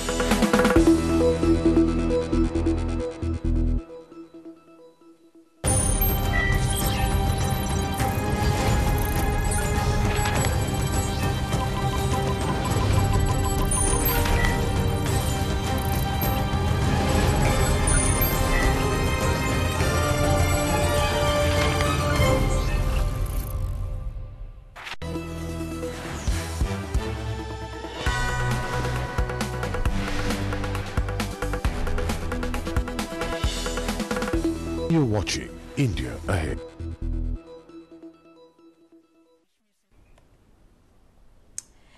Welcome back. Now, in another major accident, a group of 12 people lost their lives on Tuesday in Jammu and Kashmir after a vehicle carrying pilgrims met with an accident in Kishtwar district. Only a 5-year-old child managed to survive. Now, while speaking to the media, Jammu and Kashmir DGP SP Ved said that this is another major accident in Kishtwar where a vehicle carrying yatris to Machhel Mata rolled down in River Chenab, 28 kilometers from Kishtwar towards Pader, and only a 5-year-old child survived and about a dozen are feared dead.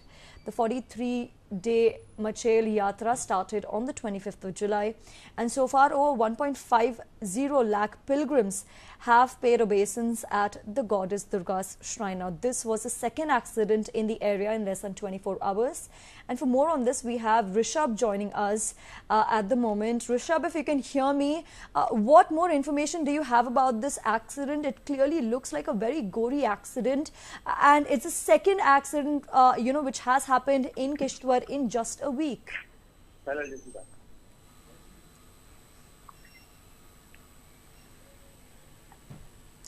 Rishabh, if you can hear me, what more details are emerging right now about this accident? It clearly looks like an extremely gory accident. Only a 5-year-old survived, about 12 said to be dead, and this is the second accident in Kishtwar in nearly a week. Accident that happened in Kashmir Valley in the Machal sector, where we lost around 12 people. Reason being another road accident. So basically, definitely Yatris were being taken. The yatra is on, and this is the second accident in the time period of the last 30 days. In this whole accident, we lost around 11 to 12 people. Only a 5-year-old would survive the accident, and this happened near Machal Mata. Yatris to Machal Mata rolled down in river Chenab, 28 kilometers away from Kishtwar towards Pedder. So this area is accident prone, and the problem is that the bus operators are reckless in driving. They are not taking due precautions, and resulting in these accidents. And that's exactly what police is also saying, that reckless driving led to this accident. So now we need to wait and see what investigation comes out in investigation, and how things pan out from here. Also, Rishabh, if you could really explain to our viewers, how difficult are the roads leading to the destination there? Shruti, if you see, this is whole desert terrain. The whole Kashmir Valley is hilly area. You need various specifications to get a driving license in this area. Also, driving a commercial vehicle requires a lot number of checks and checkpoints to be cleared before actually getting a commercial driving license in Kashmir Valley. But what is happening is that because of loopholes in the system, people who are not, ready up to the mark to drive in these areas have started driving, and their recklessness, their carelessness on road is resulting into such accidents. And every year we are seeing one or another accident happening in this region. Reason being, the roads are curved, the curves are too sharp, and the U curves in these areas actually are accident prone, and these accidents are actually happening in these areas. Right, Rishabh, thanks for joining us and bringing us those updates. So, yet another accident being reported from Jammu and Kashmir, and nearly 12 people have very unfortunately lost their lives. They were killed after a vehicle carrying them rolled down a deep gorge in Dhul area of Kishtwar this morning. The driver apparently lost control over the vehicle, after which it fell into the river Chena, which is 28 kilometers from Kishtwar towards Pader. Now, Jammu and Kashmir's DGP, SP Vaid, also confirmed and gave us the details of the incident, where he did say that only a 5-year-old survived the accident, but this is the second accident in just a week's time being reported.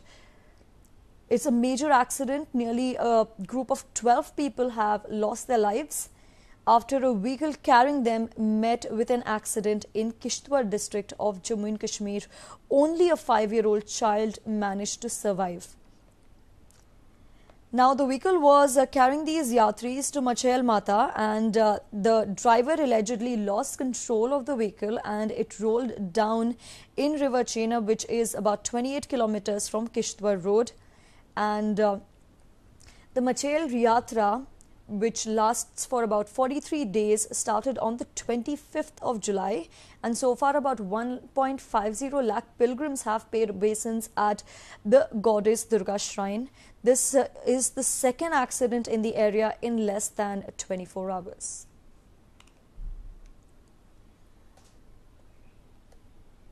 Now moving on to some sports updates. After carrying the weight of India's batting over the last 5.5 tests, Virat Kohli brought up a comfortable century. Cheteshwar Pujara found some form and Hardik Pandya added a runner ball 50 to his 5 for 1 on a day that India batted England into the ground. Now with 2 days still to go, India batted to their heart's content, taking the lead to 520 before giving England 9 overs to bat in the evening. India could afford to take their time. Kohli eased his way to the 4th slowest of his 23rd Test centuries. Now the joint 4th highest tally for India, and after the year he has had, who will grudge him one without any drama? Well, there was some drama though, as James Anderson, with whom Kohli is having an epic duel this series, nearly got him on 93. Keaton Jennings dropped the chance at 4th slip, making it 12 misses in the cordon against fast bowlers for England, and that was not even the biggest concern for England on the day. Johnny Bairstow had earlier fractured his left middle finger when a ball from Anderson wobbled late on him, and he spent the entire day watching India bat with his finger on ice. The third day had begun with India ahead by 292, a rare chance to bat with no pressure and to find their methods against the England bowlers, and KL Rahul and Shikhar Dhawan had already scored a comfortable runs on the second evening, and it was the turn of Pujara and the rest.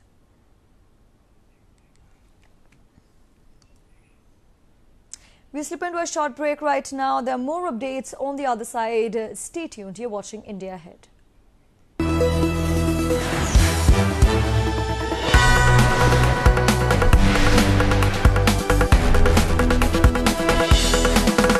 You're watching India Ahead.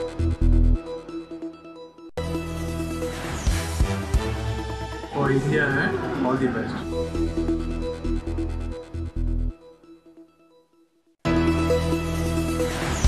I wish this new television channel, India Ahead, all the very best. May you reach out to more and more and inform people more and more. Thank you and wish you the very best.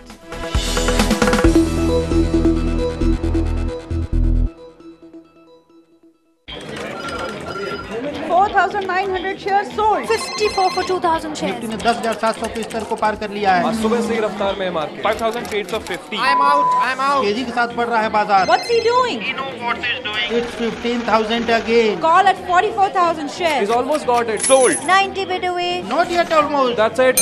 Not enough to get it down. Let's close it up. Look beyond the markets. What's happening in the world of business? And how does it affect you? A health check on the state of your economy. Join me, Vaishali Gaba, as I make your news my business. Only on India Ahead.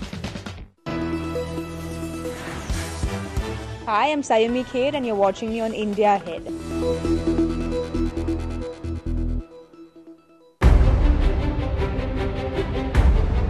Solutions, not just suggestions. Options, not just opinions. Answers, not just questions. Anything and everything that will take India ahead.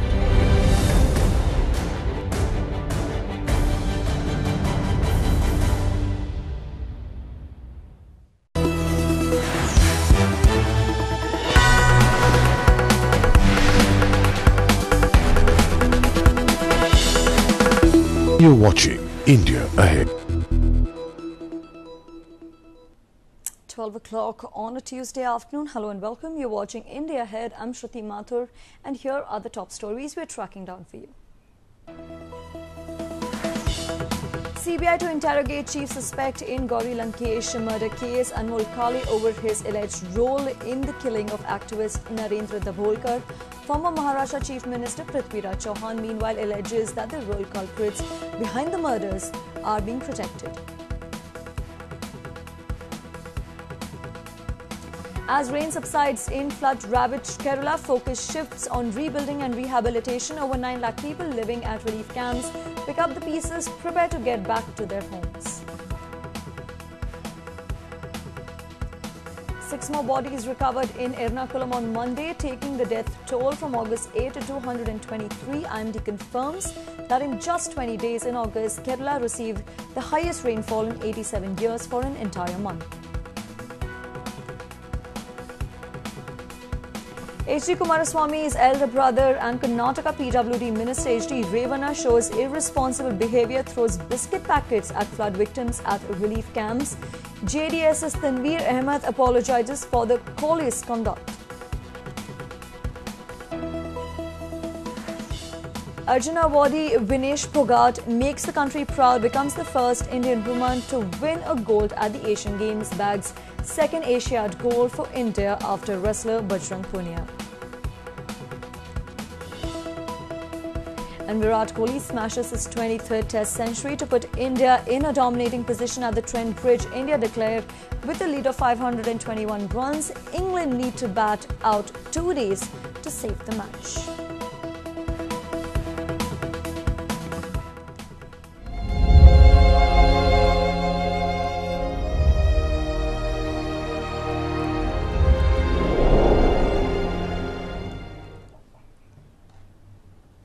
The Home Ministry has declared the devastating floods in Kerala a calamity of severe nature and asked the state braced for the mammoth task of reconstruction and rehabilitation. Now, this categorization will enable the state to get greater monetary and other assistance from the centre. The death toll in the current spell of monsoon fury that began on the 8th of August has risen to 223. Over 10.78 lakh displaced people, including 2.12 lakh women and 1 lakh children below the age of 12, have been sheltered at over 3,000 relief camps. Chief Minister Pinarayi Vijayan said that there have been demands from various quarters to declare the floods as a national calamity, but since the centre is pointing out certain technical difficulties to make such an announcement, he refrained from making further demands. An all-party meeting is to be held today to take a stock of the flood situation. Relief material including provisions, water and fuel have started arriving at the Kochi port from different parts of the country. Now, a team of around 100 doctors and paramedical staff from Maharashtra left for Kerala to help the flood-affected people. The centre, meanwhile, has approved some relief to Kerala by easing off customs duty and IGST on the relief material being taken to flood-ravaged Kerala. Now, you can see visuals on your screens of how petrol bunks have resumed services. There is a huge queue outside petrol pumps that have resumed services, and for all the relief material that is being supplied from outside the country, the government has eased norms. It has eased IGST from a relief material that is being supplied to the state of Kerala from other states as well as from outside. Now, I'm being told that we have our correspondent Shariar joining us live. Shariar, as far as rescue and relief operations are concerned, in the district where you currently are, what is the situation there? Is it in the final stages? Is it completely over? What do the people there have to say? Yes, so currently I'm in a place called Porthura. It's 30 minutes away from Thiruvananthapuram, and I'm joined here by the first respondents to this entire relief effort. The first respondents being the fishermen of this village, Porthura, and it was a sermon call that happened in the church in the locality, and the respondents came, and the fishermen, out of their own free voluntary will, without a call by the government, without any sort of compensation, came and joined the relief efforts. We are with a lot of members here, the parish committee members here, who would explain and who tell us that how in this time of crisis they came together and organized a relief effort. So, Mr. Lloyd, the entire rescue and relief efforts that was coordinated, how did this entire event go about? Yeah, I want to say that we know that in the hockey time, we got lot of contribution from others. There is no any different religious. Okay, in that base, we are fishermen ready to rescue that people, those who are felt in a victim as a victim in that flooded area. Okay, we just informed the guys, those who are interested to come for this operation. Then fishermen is all ready to come, and we collect all names and the owners, boat owners' name, and we collect that those who are want to support that operation also they given the name. We collected the list we made the list and their contact number, everything. First day we sent nearly 5 boats, and next day they required, the collector asked more boats they need. Then again we prepared nearly 22 numbers, and the fishermen ready to go, and that's a very good experience also. They are working in the seashore, but it happened in the hill area. They went, they took as a challenge. They are very happy because they rescued the guy. They helped the guy, they rescued the people, and I can say that I have no words to say more. Okay, there is two my friends. They. So hundreds of fishermen from this village went and came, and I want to ask, sir, what about those boats and fishermen? They had no compensation. Their boats are damaged. What was the feeling? What was the sense of brotherhood that they went with? Was that it? That was just a contribution, that service to humanity? Was it this reason? Yeah, in that is we are not expecting that much any amount, nothing. We are not expecting that.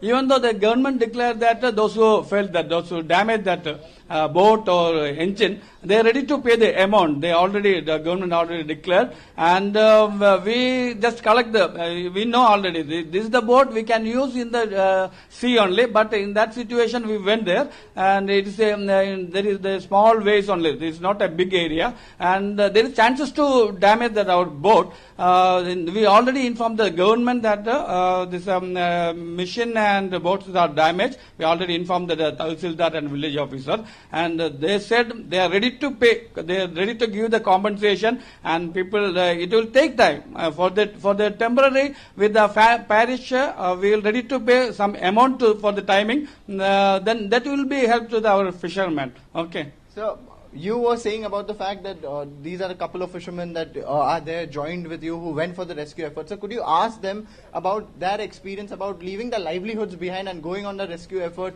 and just serving the cause at a moment's notice, at a sermon's notice rather? Could you just ask them and narrate the story? Okay. നിങ്ങൾ പോയ experience, നിങ്ങളുടെ അനുഭവങ്ങളൊന്നും share ചെയ്യണം. നിങ്ങൾ എങ്ങനെയാണ് മലയാളത്തിൽ പറഞ്ഞാൽ ഉള്ളത് കാര്യങ്ങൾ കറക്റ്റായിട്ട് പറഞ്ഞു. ഞങ്ങൾ പോയിട്ട് ഇവിടുന്ന് പോയ സമയത്ത് ഇടയ്ക്ക് വെച്ച് ഞങ്ങളെ കടന്നു നാട്ടിലുള്ള ആൾക്കാർ, അവിടെയുള്ള ആൾക്കാർ കടന്നിറങ്ങിട്ട് ഞങ്ങളോട് പറഞ്ഞ് അത് ഞങ്ങളെ രക്ഷിക്കണം എന്ന് പറഞ്ഞു. ഞങ്ങൾ പറഞ്ഞു ഞങ്ങൾ വന്നത് തിരുവല്ലയിലാണ്, ഞങ്ങൾ തിരുവല്ലയ്ക്ക് പിന്നെ പോകാണ്ട് ഒരു 7 കിലോമീറ്റർ ഉണ്ട്. അപ്പൊ അവർ പറഞ്ഞു ഇല്ല, ഞങ്ങൾ കുറച്ചുപേര് ഇവിടെ ഇങ്ങനെ കുടുങ്ങി കിടക്കാൻ നിങ്ങൾ രക്ഷിക്കണം എന്ന് പറഞ്ഞു. ഞങ്ങൾ 4-5 ബോട്ടുണ്ടായിരുന്നു. അപ്പൊ ഞങ്ങളെ ഒരു ബോട്ടിൽ ഞങ്ങൾ 2 കൂടെ കയറ്റി വിട്ട്, അവിടെ നിന്ന് ഇറക്കി കയറ്റി വിട്ട്. ഞങ്ങൾ പോയിട്ട് ഒരു ക്യാമ്പിന്റെ അകത്ത് 177 ആൾക്കാരുണ്ടായിരുന്നു ഒരു ക്യാമ്പിന്റെ അകത്ത്. ആ ആൾക്കാരെ ഞങ്ങള് കരക്കി ഒരു 7 റൗണ്ടായിട്ട് ഒരു 8 മണിക്കൂറുണ്ട് അവരെ കരക്കി ഇറക്കി. So for the benefit of our viewers, could you translate what? Yeah, because actually their spot is in Alappuzha.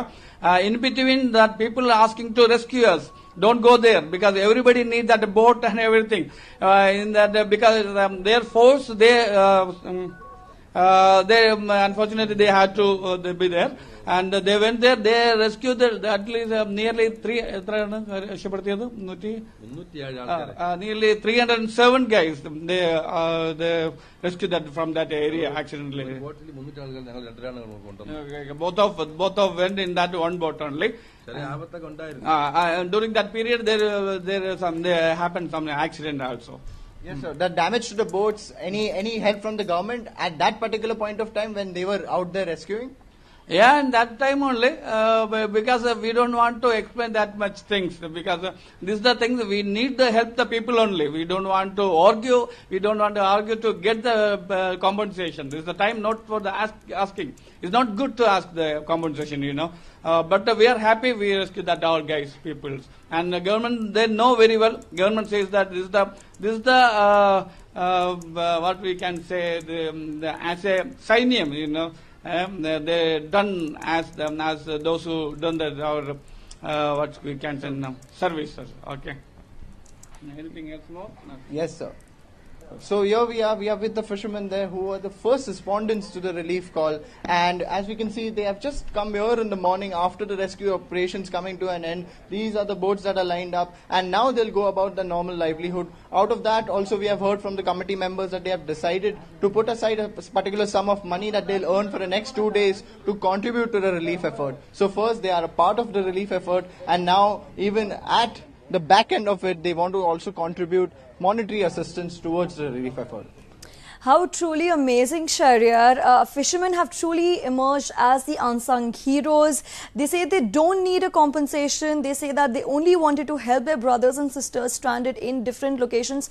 I think this is really what, these kind of situations teach us. They teach us humanity. They teach us how, irrespective of what is happening, we need to stick together and help each other. And these fishermen, I think, are the finest examples. Now, water levels, we understand there are receding. Shahryar, rescue efforts are also, of course, probably in their final stages in some places. But now a lot of medical camps are being set up. A lot of fuel stations have also opened up, and we also see a lot of queue there as far as people going and trying to buy fuel is concerned.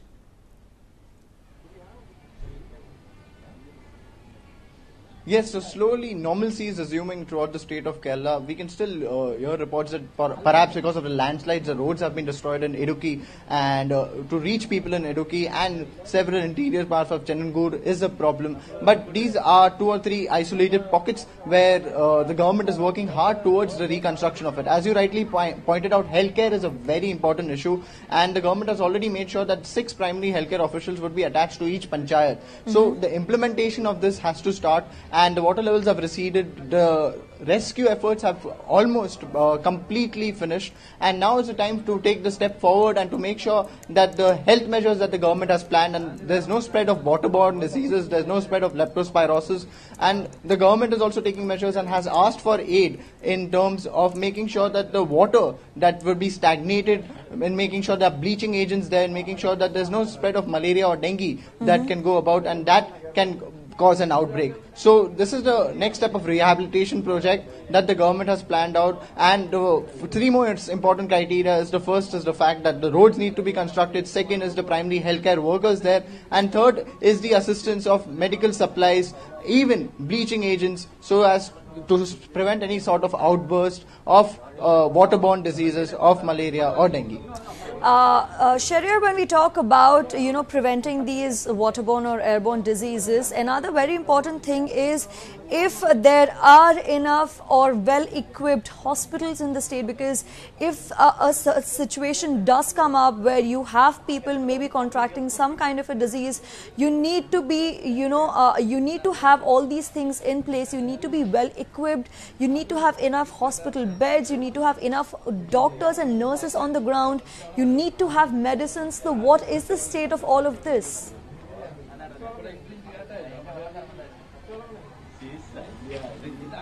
Yes, so the collection camps, there's a regular inflow of relief material coming to the collection camps throughout the capital in Thiruvananthapuram, and even throughout collection centers across the state. So right now, the facilities, the relief rations, everything is coming in place, and there is a sort of collection of these rescue articles or rescue materials. But the problem here lies is that no one knows the actual count of it. So in Idukki, where the roads have been destroyed, there is water supply that needs to reach those places. There is medical supplies that needs to reach those places. So assistance is required. Assistance is still required on a warful effort till the government can get back to its governance and to a proper governance. But as we pointed out, that healthcare wise, that the government planning wise, the plans are in place, but the actual question is about the implementation of it. We have also seen many foreign medical agencies that have come in to help with doctors, to help with supplies, even state-wise. Even Maharashtra has sent a contingent of 10 to 12 doctors along just to help to set up and to make sure that the primary healthcare centers are up and running, and then the state government can take it forward from there. Also, meanwhile, water has completely receded in a couple of places. Shahryar, we do also have visuals of a few roads where movement has begun, vehicular movement has begun. Given that the water level has completely receded, a lot of people now heading back to their homes. But the bigger challenge for them individually is to again rebuild their homes, because not only have a lot of people lost their homes, a lot of people who do have their homes intact have everything else in their homes completely destroyed.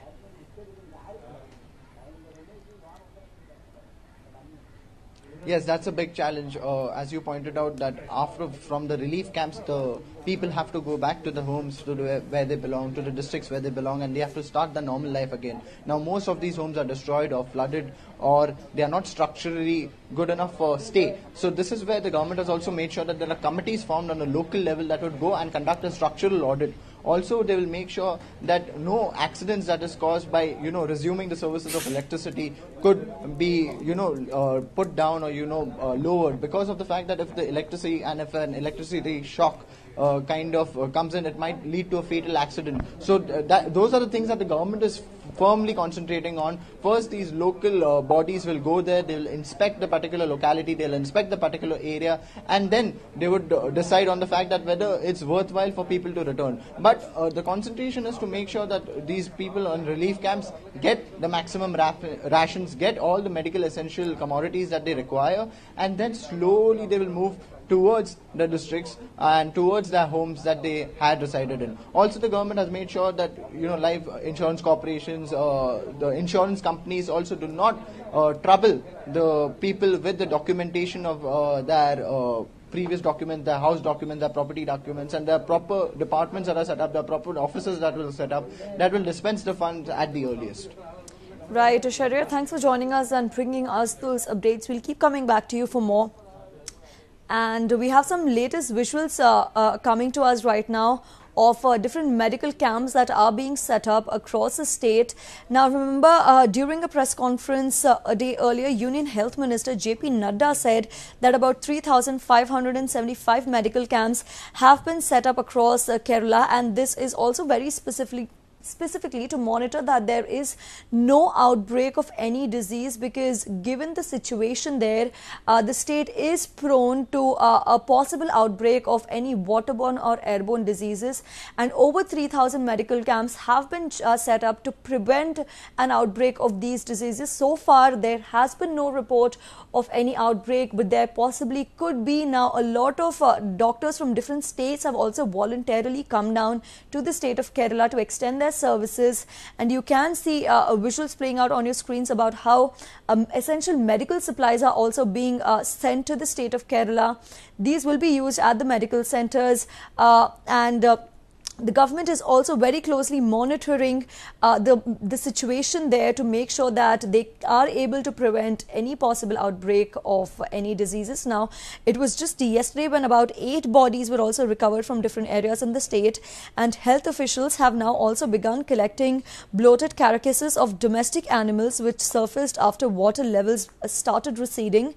Now, this also is an effort to contain the outbreak of diseases. The health officials have also found out in several areas with extremely strict guidelines to check a possible outbreak, since all water bodies stand contaminated. And there are also reports that about 3 people with chickenpox had to be isolated in one relief camp in Aluva. And there currently is a requirement of 60 different medicines. But the first installment of medicines extended by the Union Health Ministry did reach the state of Kerala. Now, an advisory has also been issued by the Union Health Ministry for daily monitoring and surveillance, and quick response medical teams will also begin their work as soon as waters begin receding. Now, in addition to medical camps and medical camps being set up and doctors going to Kerala, another urgent requirement of the state really is electricians, plumbers and carpenters, because these are the people that will really help in rebuilding of the state. Now, fuel stations have also been opened in some places, and at this point of time, we have some reactions coming in. Let's get across and listen. We are doing that. We are doing it. Vishwanath, I'm nodal officer for this all. All right, so as far as relief supplies are concerned, they have been reaching the state of Kerala through train services and bus services from different parts of the state. Fuel stations have also opened up, and you can see a long queue of people who are at different fuel stations that have opened up for them to either fill their respective vehicles or just to collect fuel to keep it handy in times of crisis. Now, several roads still continue to be waterlogged, but there are some roads that have opened up for vehicular movement after the water levels receded. Now, several medical camps, over 3,000 medical camps, have been set up across the state as well. And the restoration works have also begun. The officials have begun getting the debris in certain areas cleared, but the bigger challenge really is restoration, rehabilitation, reconstruction. Now that definitely is going to take some time, and rescue efforts are in the final stages, and now authorities will shift their focus on tackling the spread of disease and restoring normalcy as the water recedes from the worst floods in a century that has left over 350 people dead. Now, the central government has declared the situation as a calamity of severe nature, and this essentially means that the state of Kerala will get a greater assistance in terms of rehabilitation and reconstruction, in terms of monetary funds that will be released to the state of Kerala. The floods were triggered by 10 days of unusual heavy bout of rains in the state, taking the death toll to over 350. And that is since the start of monsoon in June. Over 1 million people have been shifted to relief camps, and it is the largest, and over the last few days we did see one of the largest rescue operations that the country has ever seen in its history, involving the district administration, personnel of the armed and paramilitary forces, fishermen and even volunteers. Dozens of helicopters have been dropping tons of food, medicines and water over areas that have been completely cut off due to damaged roads and buildings.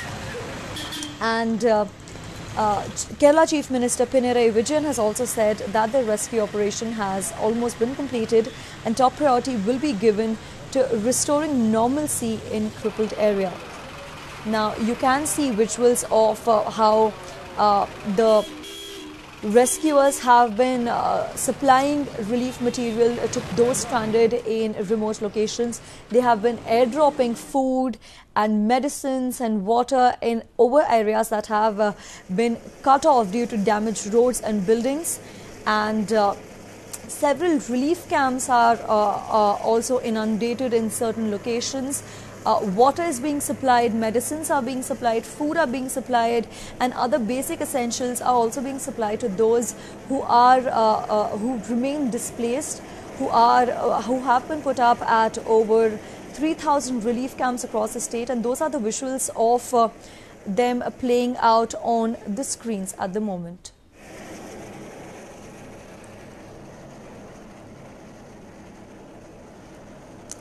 Now, the Chief Minister did address a press conference a short while ago where he said that rehabilitation of displaced people will be the top priority now. And he said that the rains have battered the state completely, and that the situation is very critical. But the state will work on repairing the infrastructure, because that will be the biggest challenge. Now, food, provisions, water and fuel have started arriving in Kochi, and Maharashtra sent nearly 30 tons of aid in ready-to-eat food and medical milk powder, along with 100 doctors, to the state of Kerala. Now, the state government has also sent blankets, clothes, soaps and sanitary napkins. And this is not just the state of Maharashtra, but other states also, which have been sending essential supplies to the state of Kerala. A lot of NGOs have also been working on the ground and supplying those essentials that Keralites really need at this point of time. JCBs and cranes also being used to clear debris in areas where water levels have completely receded.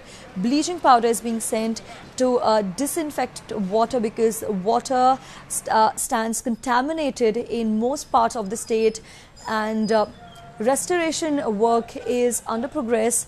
Union Tourism Minister K.J. Alphonse says that the state currently needs plumbers, electricians and carpenters, because they are essential to the reconstruction and rebuilding of the state.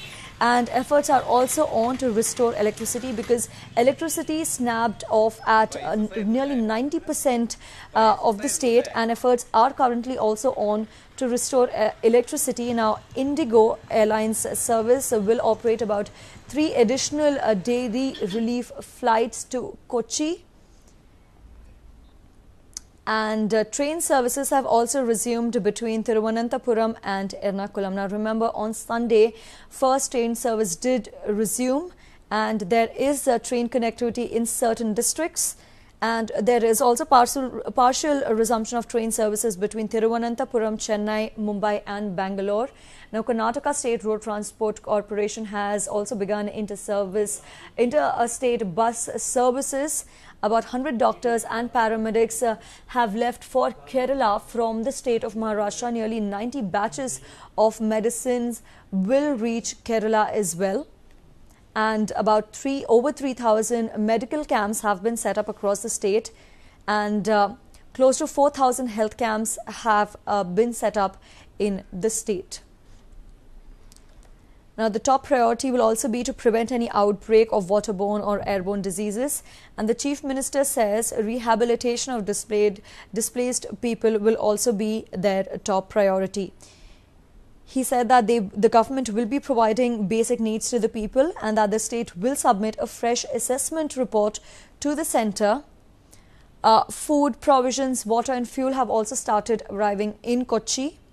And the Chief Minister did address a press conference a short while ago where he said that once the water recedes and they begin a fresh assessment, a report in that regard will be sent to the centre. And based on that, the centre will allocate adequate funds. And he said with the support of the entire country, they will build a new Kerala. The state government will also call a session of assembly to discuss the loss that the state has incurred. And the state will also request a bigger package with the centre. Now, the Chief Minister also thanked the UAE government for extending a donation worth 700 crore rupees to the state. And even as we speak, restoration work has begun. Relief material is being supplied to those put up in relief camps, over 3,000 relief camps across the state. And medical camps have also been set up and the Chief Minister says that rehabilitation of displaced people will be the top priority of government, because now they will be shifting their focus towards rehabilitation, reconstruction and rebuilding of the state. And they will assure that normalcy really returns to the state. Now, the state has also begun work on repairing infrastructure in certain locations, and a few roads where water has receded completely. Vehicular movement has also begun. Food, provisions, water, fuel have also begun arriving in Kochi from various parts of the country. Maharashtra has sent about 30 tons of aid in ready-to-eat food, milk powder in the form of doctors. The state has also sent blankets, clothes, disinfectants, soaps, sanitary napkins, all essentials that the state of Maharashtra sent. And not just Maharashtra, the other states have also been sending basic essentials and relief supplies to the state of Kerala. And bleaching powder is also being sent to different locations. This is to disinfect the contaminated water. Now, slowly Kerala is moving towards rebuilding itself. And even though there is a huge task ahead, the centre is positive. They are saying that they will assist the people of the state. They will help not just reconstruct the state, but also rebuild lives. And efforts are also meanwhile on to restore electricity in the state, because about 90% of the state was cut off as far as electricity is concerned. Several mobile towers are also again being restored, in addition to electricity poles being restored. Train services, air services, interstate bus services have resumed to certain areas. And currently, the naval airstrip in Kochi has been functioning as the base where commercial flights have been landing. Now, we are being told that air service provider Indigo has begun operating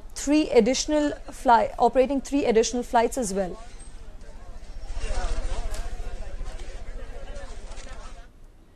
And we'll step into a short break now. There are more updates on the other side. Stay with us.